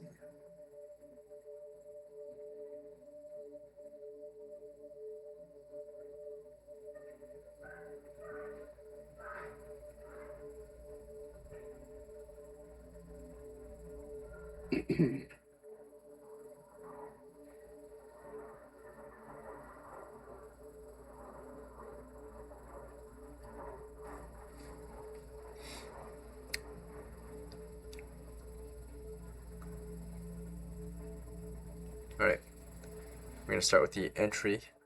I'm gonna roll for it. Let's see, I'm gonna roll a d20 actually.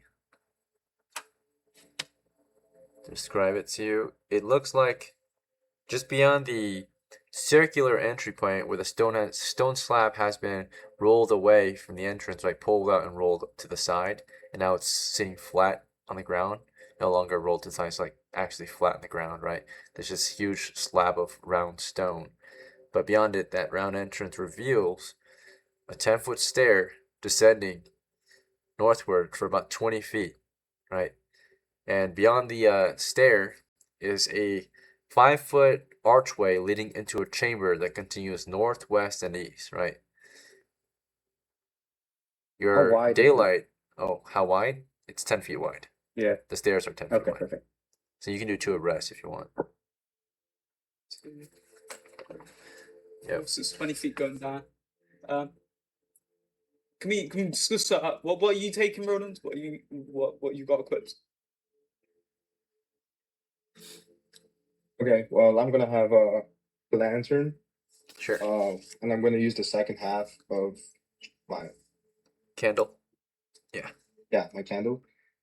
I'm gonna light it up, and I'm also gonna have. I thought I had a 10-foot pole, but I guess I don't. I'm gonna use the prod. I'm gonna use my shovel, I guess. I got a spear. Oh yeah, Don can prod. Yeah, Don, your job would be a problem. So you're gonna use Yeah. your spear? Or you can just give it to me if you want. Nah, it's mine. I can No, probably. like I'm saying, like yeah, okay, yeah, no worries. Yeah. Yeah, so I'm gonna have an axe then in that case. In the other hand. Okay. I'll have my paladin and spear. So your axe and your lantern lit by candle. Don has his spear and Pavis. What about Gardue? Just a longbow for me. Okay. And who wants to take point? Are you guys going single file, staggered, or how do you guys want to advance? Well, Let's So You might want the I'll see spearman Don. to prod in the front. yeah, Don, you're gonna have to like lead. You're gonna have to prod. perfectly fine. That's why I have a big ass shield. Yeah. I guess Roland provides light. Okay. I'll be in the middle between them for light. Sounds good. Okay. So Gardue is providing light in the middle between them, behind them. Okay. And then the other two in the front, bowman and spear bearer or prodder. All right. Well, yeah. Let's see how the first 20 feet are real quick. Right. The first 20 feet are barren. There's nothing down those stairs so far. Yeah, it's clear. No monsters, no traps, no treasure, nothing. When you make your way down the stairs, you can see past the 5-foot archway. It's roughly 8 to 10 feet tall. It's arched. Right, so at the highest point it's 10. On average it's 8 in height. Its width is 5. Beyond that, your light reveals, of course, the chamber beyond, which continues north and west and east. Okay. You can see that there's no south wall as you look through, so that means it also continues to the southwest and southeast, right?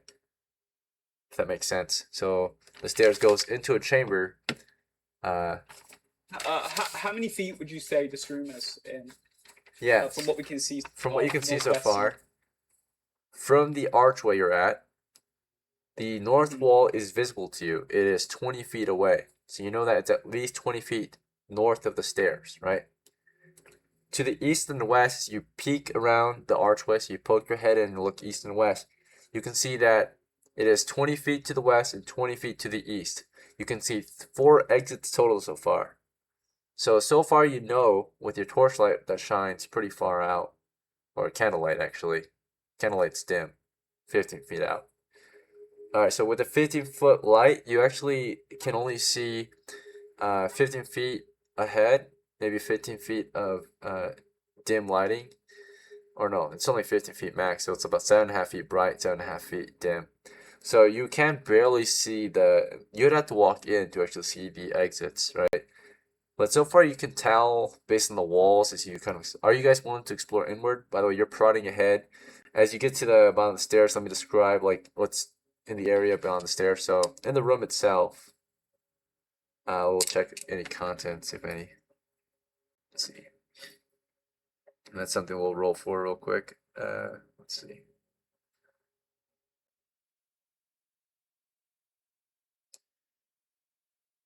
All right.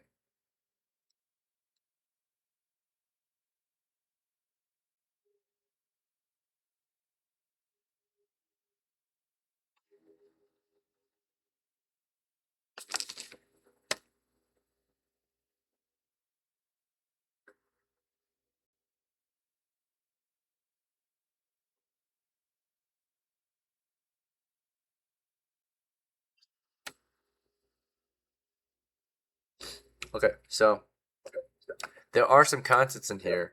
Particularly, it smells really bad. You get down here and you can see that the floor is littered in these massive carcasses of bugs. They look like these huge locusts, right? Giant locusts. They are the carcasses of them, right? They're scattered. They look very old and dried up like a husk, right? And they're just kind of covered in webs and dust. They're massive, right? These huge, giant locusts, okay? This isn't the chamber as we enter, right? Yeah, this is The about first 5 to chamber. 10 feet from you. It's just, they're spread out across the floor, right? They're just all dead on their backs, legs crooked and everything, right? Covered in dust and dirt and webs. Nothing's been here in a So what while. would a name for this be? Would it just be locust, or is it like Yeah, a squid or giant something? locust. It looks like a giant locust. Like a normal locust is like the size of your hand maximum. These are like bigger than that. These are like maybe the size of your foot, or maybe even like a torso. Right? They're long. They're huge. They're bigger than any locust I've ever seen. I say to the crew, I say we do a sense check. We'll try to sense the area, see if there's like It smells like anything. rotting, or it smells like, you know, cockroach. If you guys know the smell of a cockroach, like that musty cockroach yeah. smell. So it smells like that. It's really stinky, right? Okay, other than that, you don't see anything valuable. You don't see anything really dangerous so far. You just see that, and yeah, that's pretty much it so far. If you want to explore in, you can. The floor hasn't triggered any traps from prodding. You don't see any signs of traps. The floor type is stone. What is the ceiling? By the way, to see The ceiling is cavernous. You look up there, it's like this cave wall, right? Nothing special. So like you can see like roots growing in it, right? Maybe like sharp stones hanging from above. Mostly just kind of cavernous wall though, or ceiling. So like dirt, compact dirt. It is the room is supported by some pillars which are evenly spaced. They support the cavernous ceiling above you that's not like fully developed. Right, it's just kind of cave ceiling, somewhat arched east to west. The pillars are evenly spaced. They're to the northeast and northwest of you, pretty much. And you enter, they're kind of in the middle of the east and west side, right? But you explore in. That's the only way forward is north, basically. Unless you want to go northwest or northeast, that's fine too.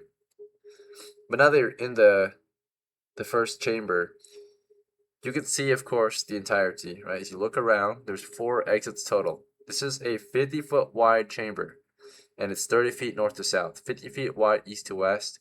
The stairs so enter it's in. not 20 feet.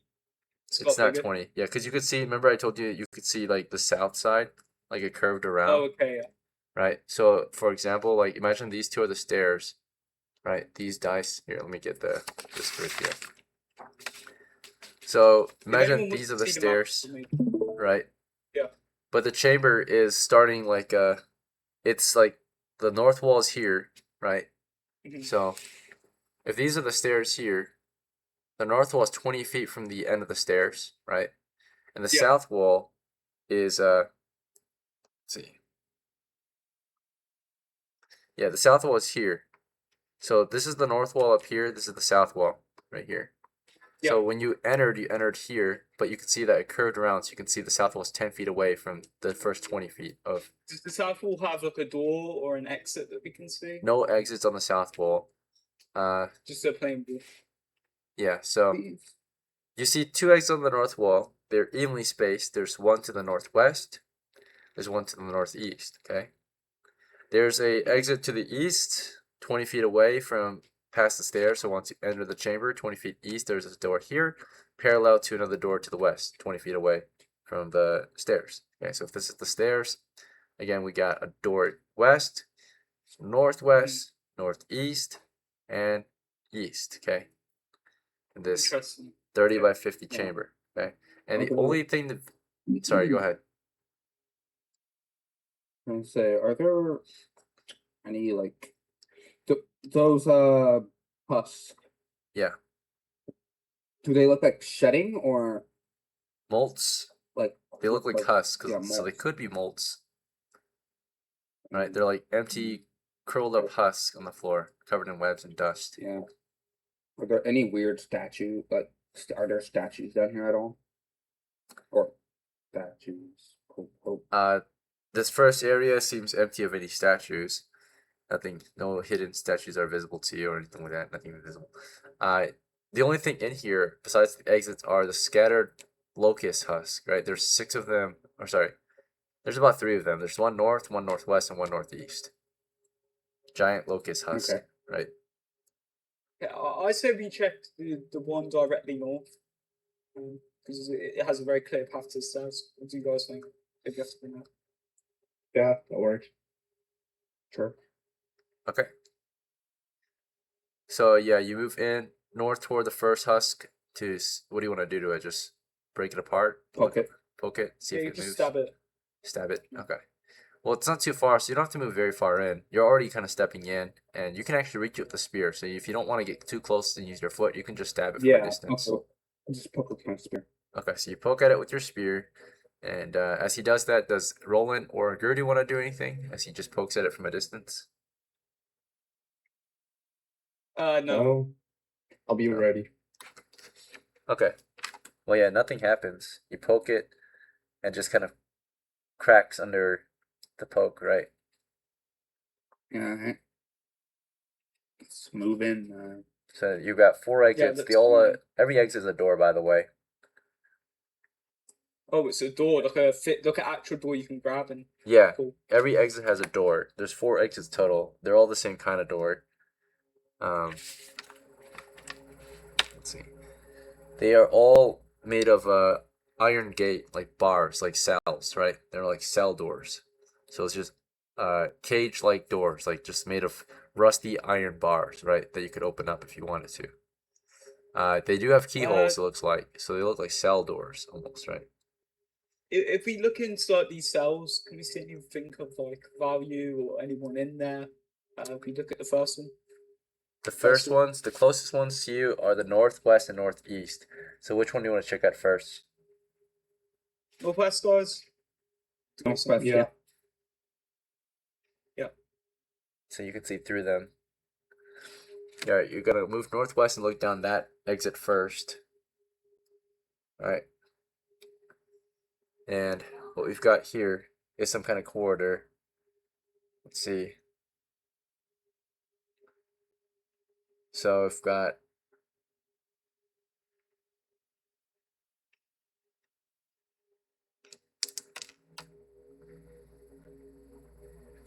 D2. Okay. It's a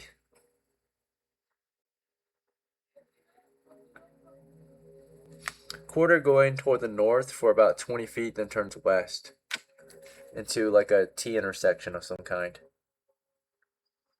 So it goes north for 20 feet and then turns west, okay? Into an intersection. 1, 2, 3, 4. So here. Alright? Is it 10 feet? Is it like 10 feet or 5 feet we can walk through? It's 10 feet wide. So like Okay. if we're looking at it, imagine this is the imagine this space here is the door area, or Mhm. here. Yeah, imagine this is the doorway, right, where the door's at. It goes 20 feet north and then turns west, right? So it looked like, let's see if I can border it. Yep. It's like that. Yeah, that's fine. So. Drop. And your group is here, behind the gate. So 20 feet, 10, 20, and then north, west. Or sorry, it goes 20 feet north and turns west. So I guess we'll try to open the gate and push it. Yeah. Can I check to see if it's locked? there's a lock on there, like you can see a keyhole in the cell door. Or the cage door. Can we not kick it open? Yeah, you also- no. Is it rusty or? Can I pull where are the hinges? The hinges are on your side. So you would have to pull it. Okay. I'm gonna pull it. Okay. Deep unlocked. Or just see if it's unlocked first. Alright. As he pulls on the door, Gardue, do you still want to kick it in? Or do you want to wait? or something else? I'll wait back. Yeah, see what happens. Okay. And then Roland, how about you? I'm gonna keep providing light. Okay. All right. Yep. So let's see, reaction in favor. Okay. Door is actually unlocked. Get lucky here. So you Right. pull on it, and it turns out it's unlocked. Right? You didn't have to kick it in. So you carefully just pull, and it starts to open. It's rusty. It kind of creaks, but yeah, this first door opens. You want to check out the other exits first, or you want to just go down this path? Okay, start I say- first. Yeah, I say we do one at a time. So you want to check out the other exits, or I mean, you want to just move through? Yeah, let's move through. Let's move through. Yeah. Okay. All right. Good lord. So you're moving through. You open the door up. You pull it in, right? And you start to explore inward down the tunnel, prodding the floor as you go. And you only go about 10 feet before you can like turn the corner and look down, right? The intersection. Likewise, this area also has more of those carcasses or husks, right? The locust husks. There's another 3 of them, right? So one at the corner, or one in the first quarter you're in, one in the intersection, and then one past the intersection to the west, right? So we've got like one here, right at the corner at the turn, one in the quarter, or I mean one in the intersection, and then one in the tunnel past the intersection to the west. You see like there's a clear path to the from the intersection past, so as you turn the corner from that three-way intersection, you've got a quarter headed west, and at the end of it, let's see. At the end of it, there is a door. Let's see what kind. So from here, you can see 15 feet ahead, exploring westward, trying to see what kind of door it is. Prodding the floor as we I'm gonna go. poke these up to make sure they're actually dead. Okay. The next door is very similar to the first one. It's another cell door, so you could actually see right through it. And then to the north, as you get to the intersection of peak north, and sorry, before we continue, you wanted to poke at the carcasses again? Yeah, poke out each one as Okay. we pass by it. As we walk when they're in front of me. I like. Okay, yeah, Okay. whenever they're in front of you, just poke at them, make sure they're actually dead, I guess, right? Yeah, I don't trust them. Okay. Roland, how about you? As we continue through the tunnel or the corridor, do you want to do anything or say anything? So I you guess said the I guess tunnel I'm, was I guess I'm 20 focusing. feet. Sorry, one at a time. Yeah. I was just gonna say I'm focusing on mapping out the area. I'm in the area. Yep. You're just eyes Maybe forward, a map. looking back. Yeah, taking note. Yeah. So, what about Roland? Just to make sure, there is a tunnel 20 feet after the intersect, like after we can at the intersection, right? Yeah, so imagine this is your group, okay? We use dice to kind of show the walls. So,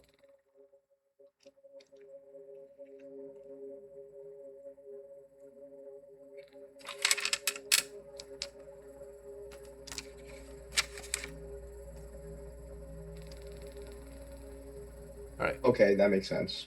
so these are your options. Yeah. So, So it kind of continues on after going west. I assume. Is a good thing. yeah, so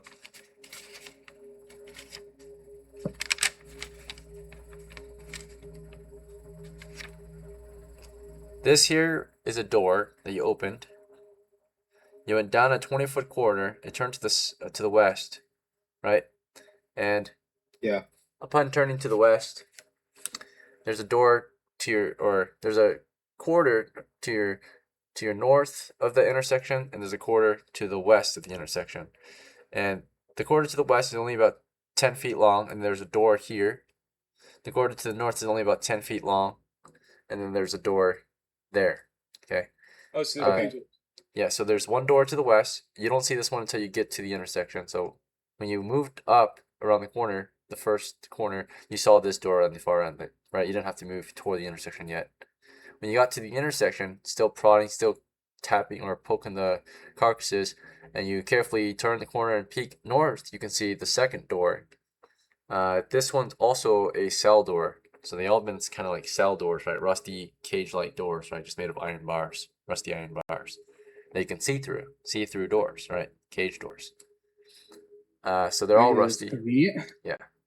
So this door here, yeah. Do you guys want to just check that one out, or do you want to go north first? Yeah. Your light only shines 2 squares. Let's both check the door to see if they're locked. But have 2 people go up to see if they're locked. Right. I'll We're gonna get to the west one. And someone get the north one. So looks like we've got some kind of a encounter here as we're moving in. Something is heard as your characters are moving. We'll check surprise. We are surprised. We'll check if it's surprised. It is not. Hit. Yeah, I cannot see what you're rolling. Oh, you couldn't see? No, it's Oh, it's like off cam. off in the Okay, sorry yeah, about that. off camera. All right, let's see. So next up is so we are surprised by whatever this is. Let's see its reaction to our group real quick. Immediate Oh. attack. I mean, Oh my god, bro! What are these rolls? Okay, I'm gonna Yeah, roll to what see what eats kind. locusts, huh? All right, so we're gonna roll, see what kind of encounter it is. Or this one too. Oh, we're cooked. We're cooked. All right. So, yeah, these things, they surprised you. Basically, as you were moving down the tunnel, suddenly, from the walls, right, hidden under the dirt and debris, right, the dirt and debris covered them, but they break off from the sides of the walls, right? They were just kind of like in hibernation, maybe, okay? And they immediately attack your crew. They start out by spewing oil on your crew, right? So your crew is just kind of walking through this tunnel, right, minding their own business, and suddenly this weird substance shoots out and sprays from the walls on your crew, right? So we're gonna see if we can maybe dodge it. So I'm gonna check if we can or not. But they start spraying you guys immediately out of nowhere, right? okay. What With is that. it? I think it's oil boats or something. Okay, you might be right. Let's see. Oil bugs.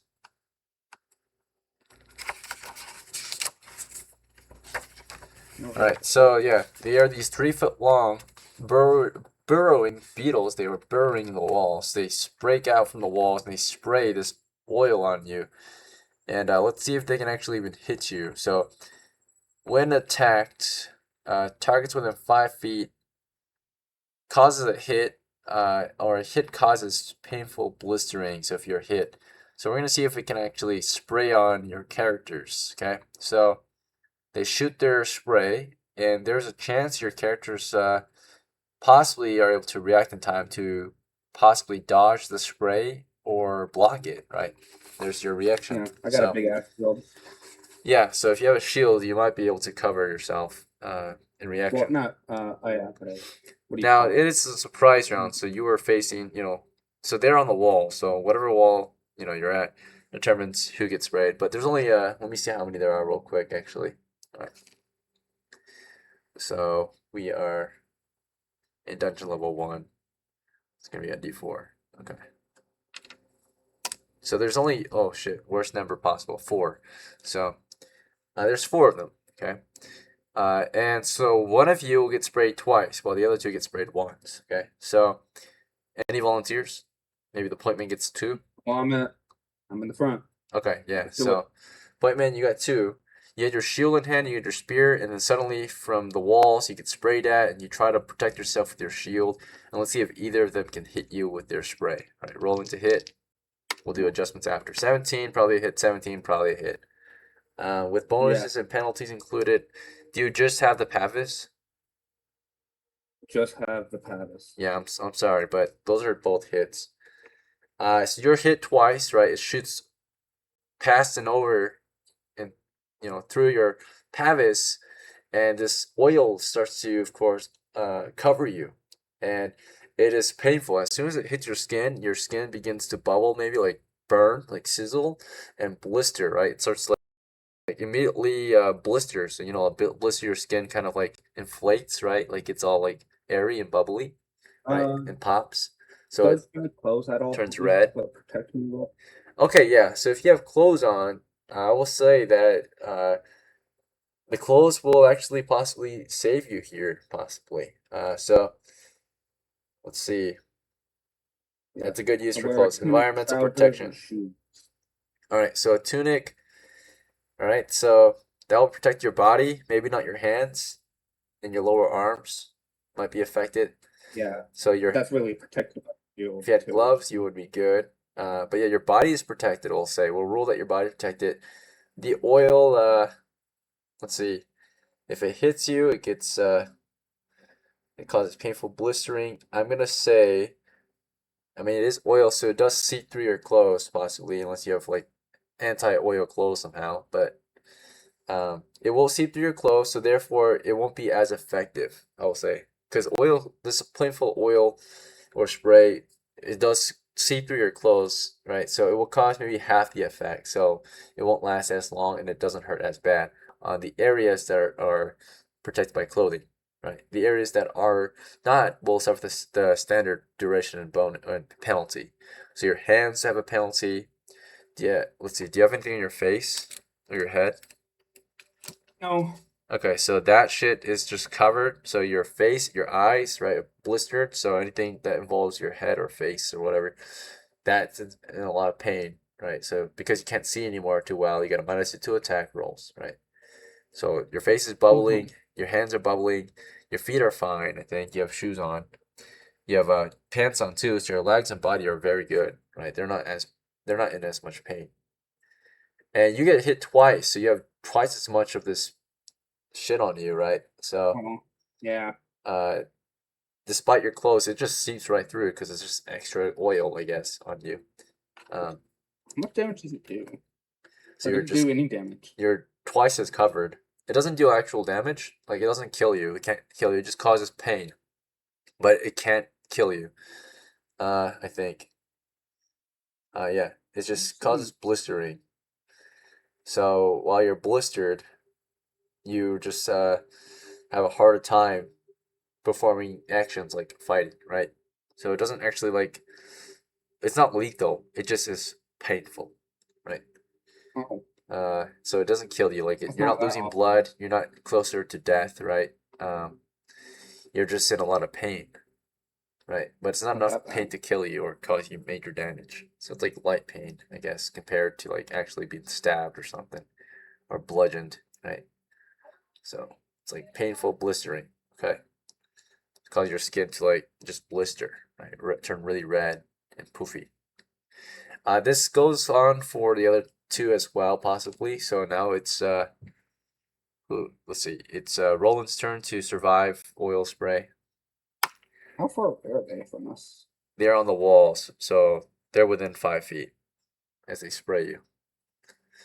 Okay. Yeah, they surprised their crew, so they didn't spray until you guys were, within their spray range, I suppose, right?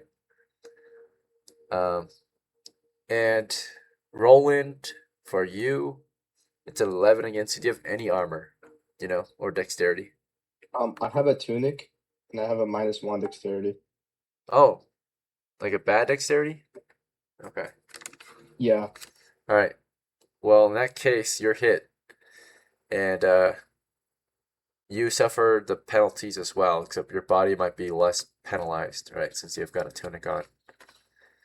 All right. Let's check out our last victim of the attack is Gardue. You're hit as well, I think. Do you have armor on? I have a helmet. Oh, okay. Yeah.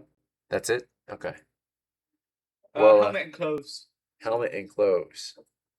It's still a hit, but naturally the helmet, it's solid. The oil isn't see-through. So your head is mostly fine. Your head and neck, because you've got a standard helmet. Your face, not so much. Your head, like your hair, your neck is good. Not covered at all. Your body is half affected, the parts that are covered in clothes. But the important things like your hand, because you guys never bought gloves yet, your hand is exposed, so now you can't use your hands too well, you can't use your face too well, right? So your eyes and nose and mouth are penalized, right? And yeah, your whole crew just gets covered in oil. In reaction to this, you guys want to sprint out of the cave, or do you guys want to fight or something Yeah. else? Yeah, Full retreat. you want to sprint. Let's book it. I'm gonna sprint to the gate. It's 1, 2, 3. Go. Yeah, it's about. I can make it there. Yeah, it's right try and get behind you. everyone through and let's stand. Yeah. All right, so you kind of grab at everyone and like, let's go, right? Before they do anything Yeah. else. Because after they sprayed you, they were moving into attack, right? It was immediate hostility. Maybe you're moving through their lair or something, or maybe you just pissed them off, whatever. How many could we spot? There was 4. You got sprayed 4 times, your group did, so that gives you an idea of how many there are. There's 4 of them in this encounter. So maybe you're close to the lair, all their eggs are hanging out or something. So yeah, you guys 4 feet away from the gate, so. Yeah, you guys want to just get some distance? Yeah. Yeah, just get out of there. Yeah, I want to go to the gate, try and get everyone through, and just slam the gate. Shut it? Okay. Yep, you slam it behind your crew, you guys got out of there. You're back in the first chamber where all the carcasses Do they are. all try to chase us? Did they pursue your crew? I think they're too slow. Double check their movement speed. Oh no, they're fairly fast actually. Alright, in that case, pursuit. We'll check on pursuit. So, seeing that your crew is fleeing, I guess I'll roll their reaction.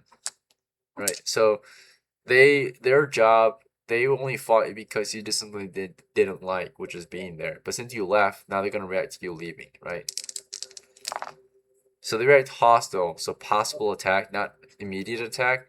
So like they like keep spraying oil after you, right? Like in case to like keep on suppressing you in case you wanted to come back, right? They like keep shooting oil in your direction, but they're not gonna pursue you, right? It's not like immediate attack. It's hostile, but possible attack. So I'm gonna rule it as they just keep spraying oil in your direction on your way out, right? Yes.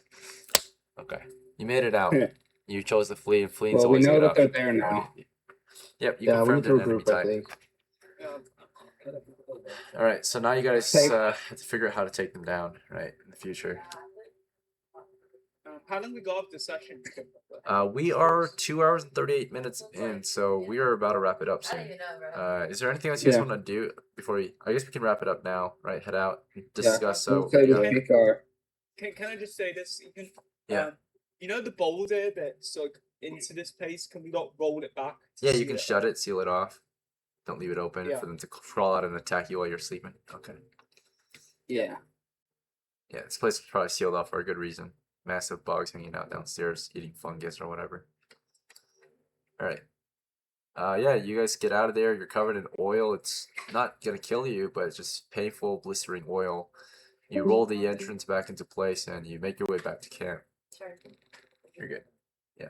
So now that you guys are back in camp, let's I guess we're wrapping up the expedition, right? Yeah. Yeah, let's wrap it. So in that case, to wrap up the We eat our expedition, rabbits. yeah, rabbits for dinner. Okay. To preserve food, you need salt, or you need to like smoke it or something. I think, right? But you don't have salt, so you're just cooking and eat it. You've got 4 of them. I guess. Then we'll Yeah. make sure Don and Roland eat the extra rabbit. too. You could hang it to dry, I suppose, but you need like a lot of heat to do that, right? And a place that doesn't have a lot of bugs to eat it, right? We need like a hunting knife and to skin it. It's gonna be a pain. I suppose. Yeah. Water source is the well. Rabbits for food. Yeah. Campfire for Oh, we have rest. the garden too, so Yeah. Well, we could get some vegetables and. Yeah, to give you an idea, the group that was here, they didn't take all the vegetables, naturally, they couldn't carry it all, but they did take enough to cook, so there's still plenty of vegetables in the garden. They didn't take everything. So, Ethan, I have a question. Can we like buy things like garlic seeds and grow garlic and things and like just throw the seeds out? And, yes, you grow can, it? yep, and it'll grow at the rate as it would in real life, maybe like, 6 months or something, I don't know, 3 months. Yeah. Yeah. Yeah, but, I mean, this was a good session, to be honest, I think. Yep, we made some allies, we gathered intelligence, right, we explored a little bit. So we have We need numbers. That's the thing. We can't take on those beetles with just 3 of us. So we need like a Oh. crew. We definitely could. It's just we were caught on surprise. yeah, Well, unlucky even roll you're there. like at front line, but we need a lot of missiles. To be honest, we need a lot more rangers and archers. I think that's the important thing. To be honest. Reach of it. It's only 5 feet.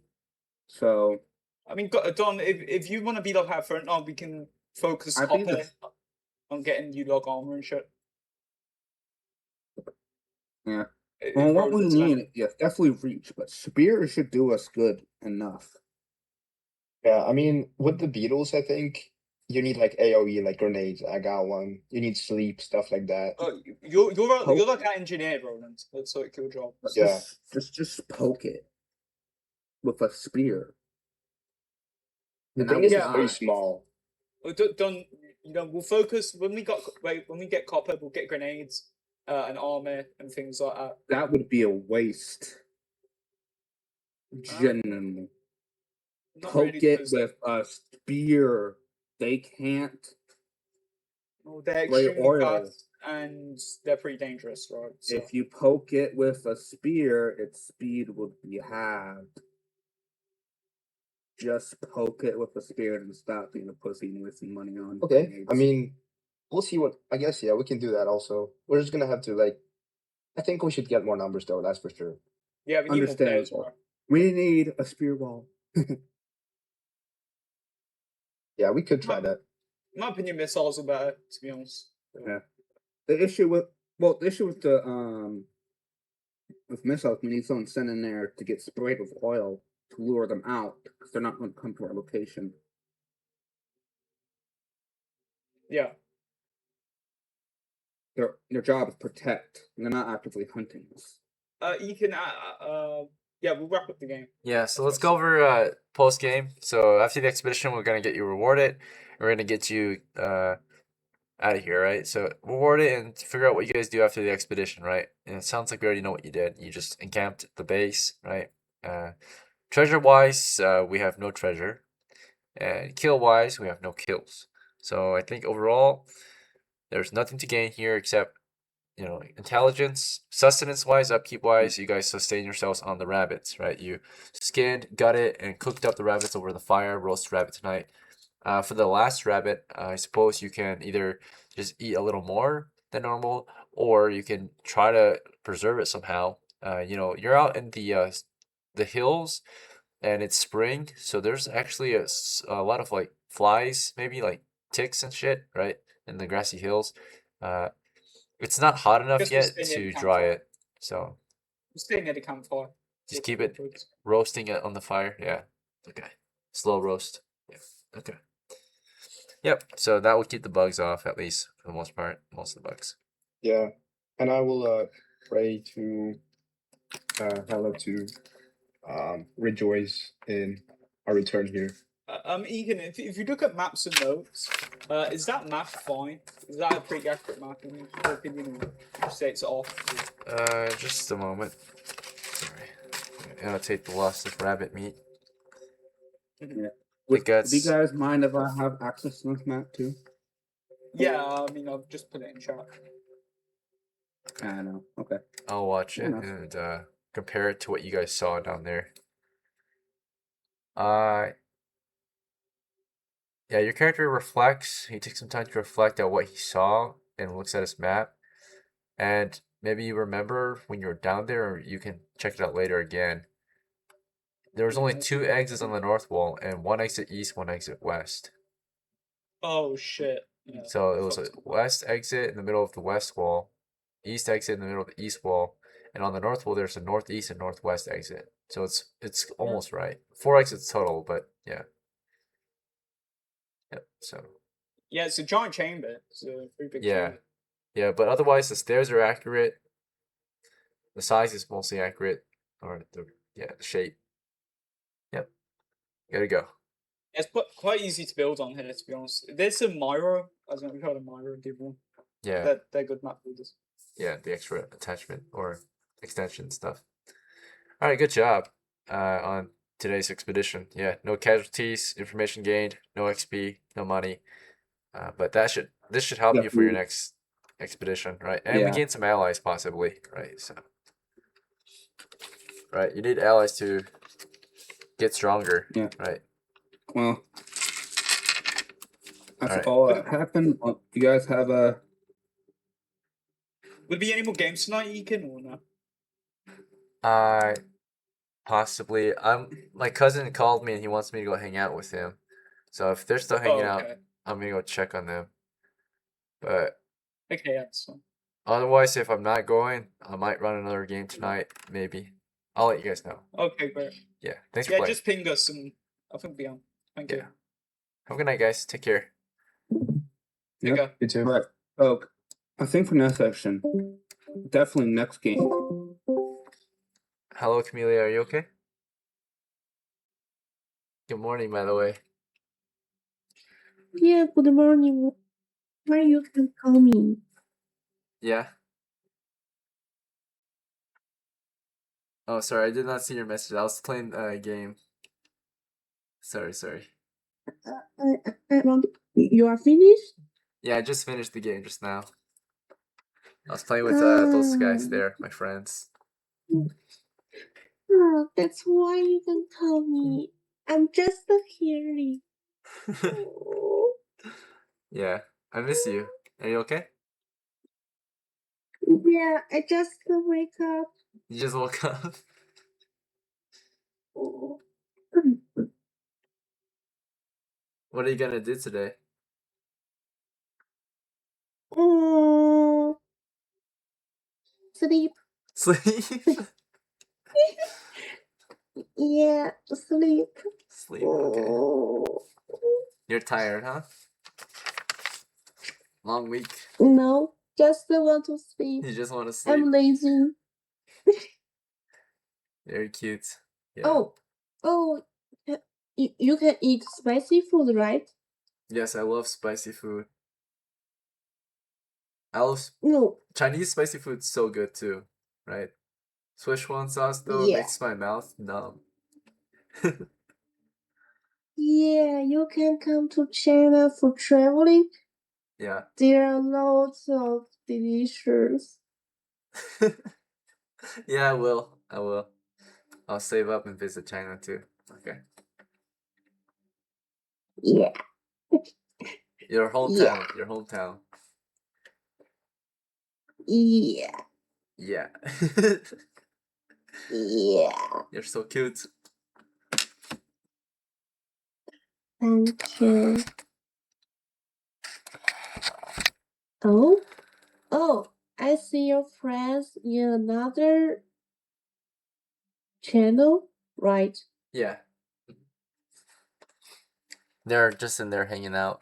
They're maybe talking about the game we played today. Ah, okay. Yeah, they like it a lot. We're playing this board game a lot. I see your photo just on the Yin's IG.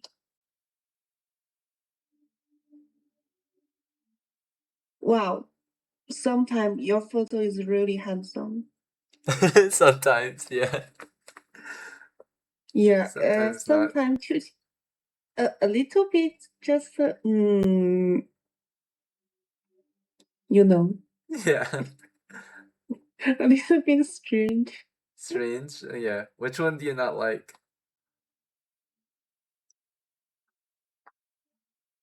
Which one I like? Yeah, which one you like and which one you're not liking?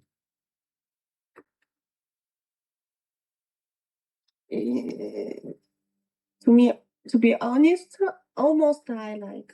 Almost. Oh, okay. Oh, you have tattoo? Oh yeah, it's from Japanese manga.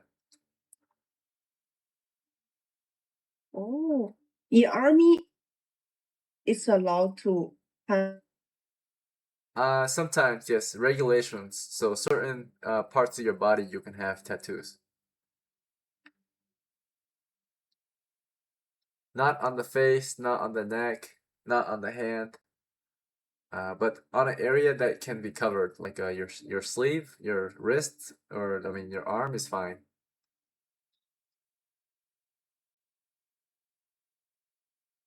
Yeah, I just have one tattoo. I got it with my What friends. tattoo? Hi. Hi, are you okay? Can you hear me?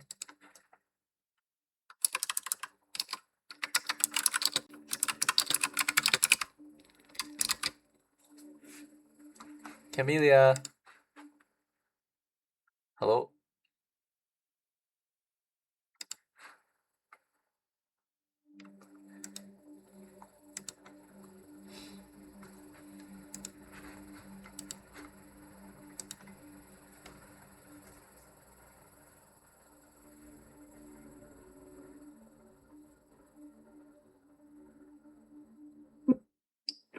Hello?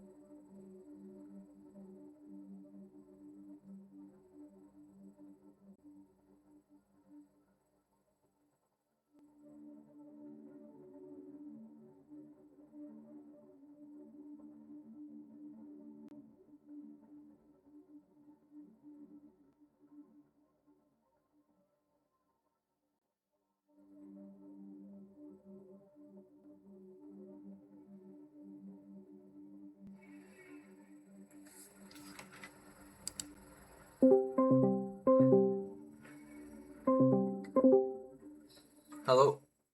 Can you hear me? Hi. Hi. Hi. Are you okay? Just some problems about Connection. internet and just after several minutes it will be okay, just like this. Yeah, it just keeps on crashing. Yeah, I call my parents and it always happened. Yeah. Freaking Russia. Sorry. It's okay, no, don't be sorry. It's not your fault.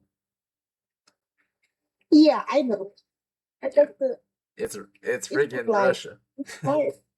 It just applied. Oh, Yeah. sorry. It's not my fault. Nope, it's not. Oh. Are you sleeping? Oh. No. No. What are you No. gonna do today? Just sleep or studying? Go outside? I will to clean my Oh, your room. documentary. Yeah, my room and yesterday night we have in my city weather is raining, a heavy raining. Ringing. Wow, Oh, raining, like raining. Oh, raining. Okay. Yeah, it's raining here right now too, in Minnesota. Oh, really? Yeah, Why? it's wet. I think it's cause summertime, you know? It rains a lot sometimes. Oh, and in your IT, you are smoking? Huh? Are you smoking? Smoking? No? Yeah, wet. You know, Where? I don't see it. Smoking? wipe it. Your wipe your brother. Oh, my brother's smoking, yes. Yeah, wipe. And you? I don't smoke, no. It's not good for you. No. Yeah. Wow. Do you smoke? No. No. Good. Before I just Little bit? smoke You did it! You're saying smoke 4-1! Oh, nice. World Cup! That's my mom. She's watching soccer. Oh, okay. Yeah. We won, I guess. The USA won. Against Paraguay. Paraguay? So your family now live together now, right? Yeah. Mm-hmm. So by rooms in your family. Huh? Oh. Yeah. 5 rooms. Wow, big house. Yeah. Wow.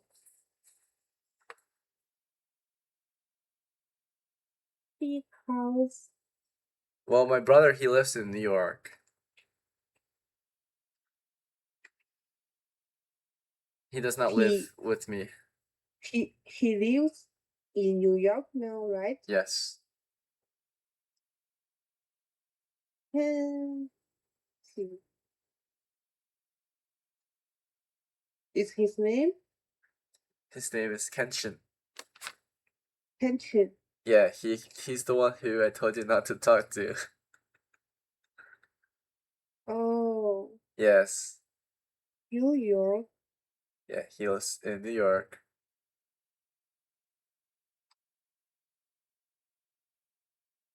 Is Kenshin talking to you? Talk to me. Yes. Yeah, in Russian language, right? Yeah. Oh, let us see. Oh, to be honest, you just like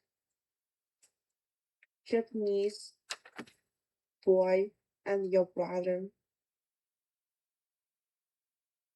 Oh, can I see your sister photos? Yeah. You want to? Yeah. Okay. Yeah. Yeah. Yeah. Okay.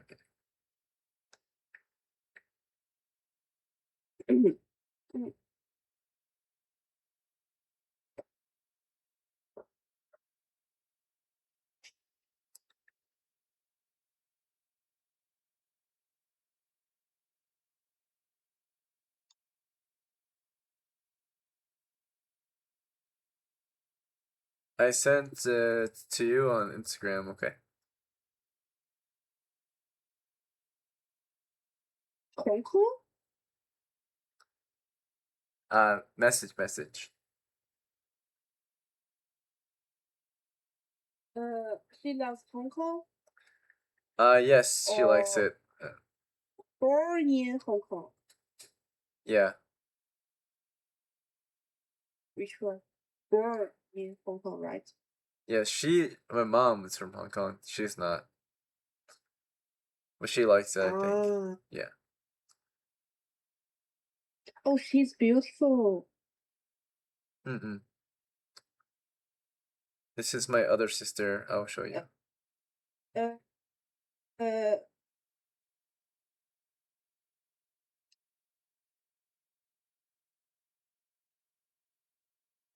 yeah, the girls is very sorry. Yeah. Sorry, you heard me what I say, right? Sorry, what did you say? I say your sister is really beautiful and Oh, thank you. she's beautiful than you and your brother. Yeah. Sorry. You're right. So much more. Yeah. I will tell them. Okay. Yeah. Yeah. Really pretty, just like But like you're ABC. better, right? Yeah, Yeah. like ABC just Asian born Chinese and or American born Chinese. yeah, just like this. Wow. Wow, she's beautiful. Oh, Korea? Huh? Korea. It's Korea. her name, right? Korea. Oh, Kira. Kura. Kura. Her Yes. face just like Kenchi. Tenchi. Your brother. Oh, That's his Kenshin. name, Yes. sorry. Similar, right? Yeah, eyes really similar. Yeah. So Let's. it's really Yeah. brother, right? No adopt. Yeah, that's my real brother.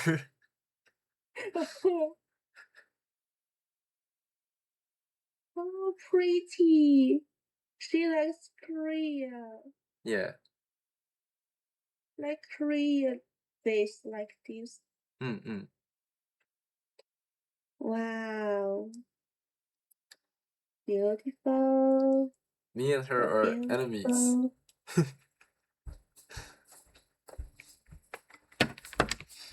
What is one more time, sorry.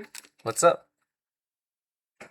Oh, I just I don't hear you clearly. One more time. Repeat. Me and my sister we're kind of like enemies. We're not actually enemies, but she's mean. Yeah, she's so mean. Sometimes she's nice. Sometimes she's nice, but usually she's mean. She's very sweet. Your family. Everyone is sweet. But Yeah, I know. I'm just joking. Yeah.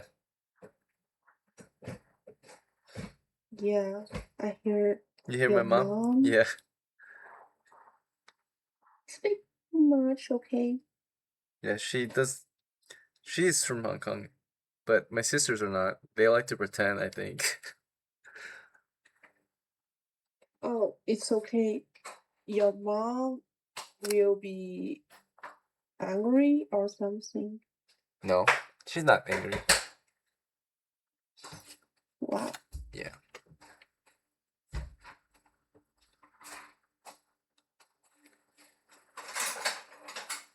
Wow, it's so pretty. Thank you. I'll tell them. I showed my sister your photos, and she said you're really pretty too. Really? Mm-hmm. I Yeah, just, yesterday. yesterday? Yeah. Maybe sometime. Yeah, I like For me, it's different from before makeup, after makeup. It's different for me, I think. You still look really good. My sisters also use a lot of makeup, so It's okay. it's We all fine. look good. Yeah, you look good with or without makeup. So Yeah, thank you. Mhm. Thank you. you're super cute without makeup, and you're super pretty with makeup. Yes. Thank you. Yeah. Oh, what time? Your area? Huh? 20. Oh, what time? It's What 10:13. time? Yeah. Yeah. My cousin wants me to come to his house, but I might not go. Why? Because I might be too late. I think my Oh. sisters went though to my cousins. go? I think they went to Mojong's house. To do what? Bonfire, I think. Why? It's raining outside. Oh yeah. Dude, it's so cold. That's weird.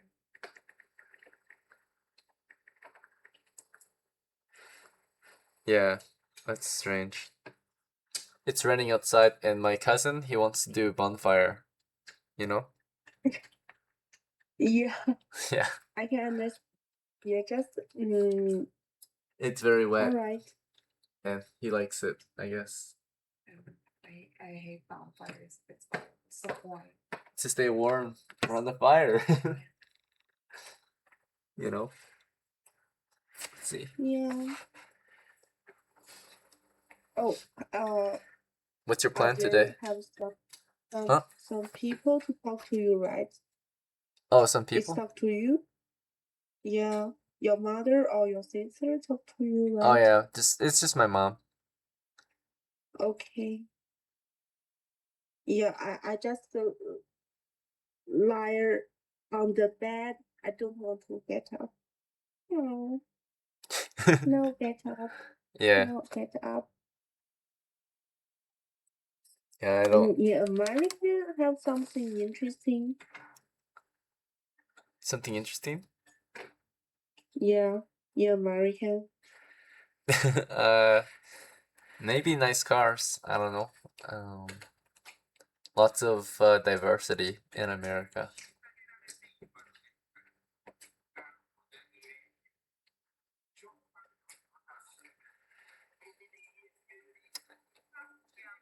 Yeah. I think it would be football. Oh yeah. Football. Football is a big deal in America. Oh, is the connection bad? Yeah. And hockey. Hello? Oh.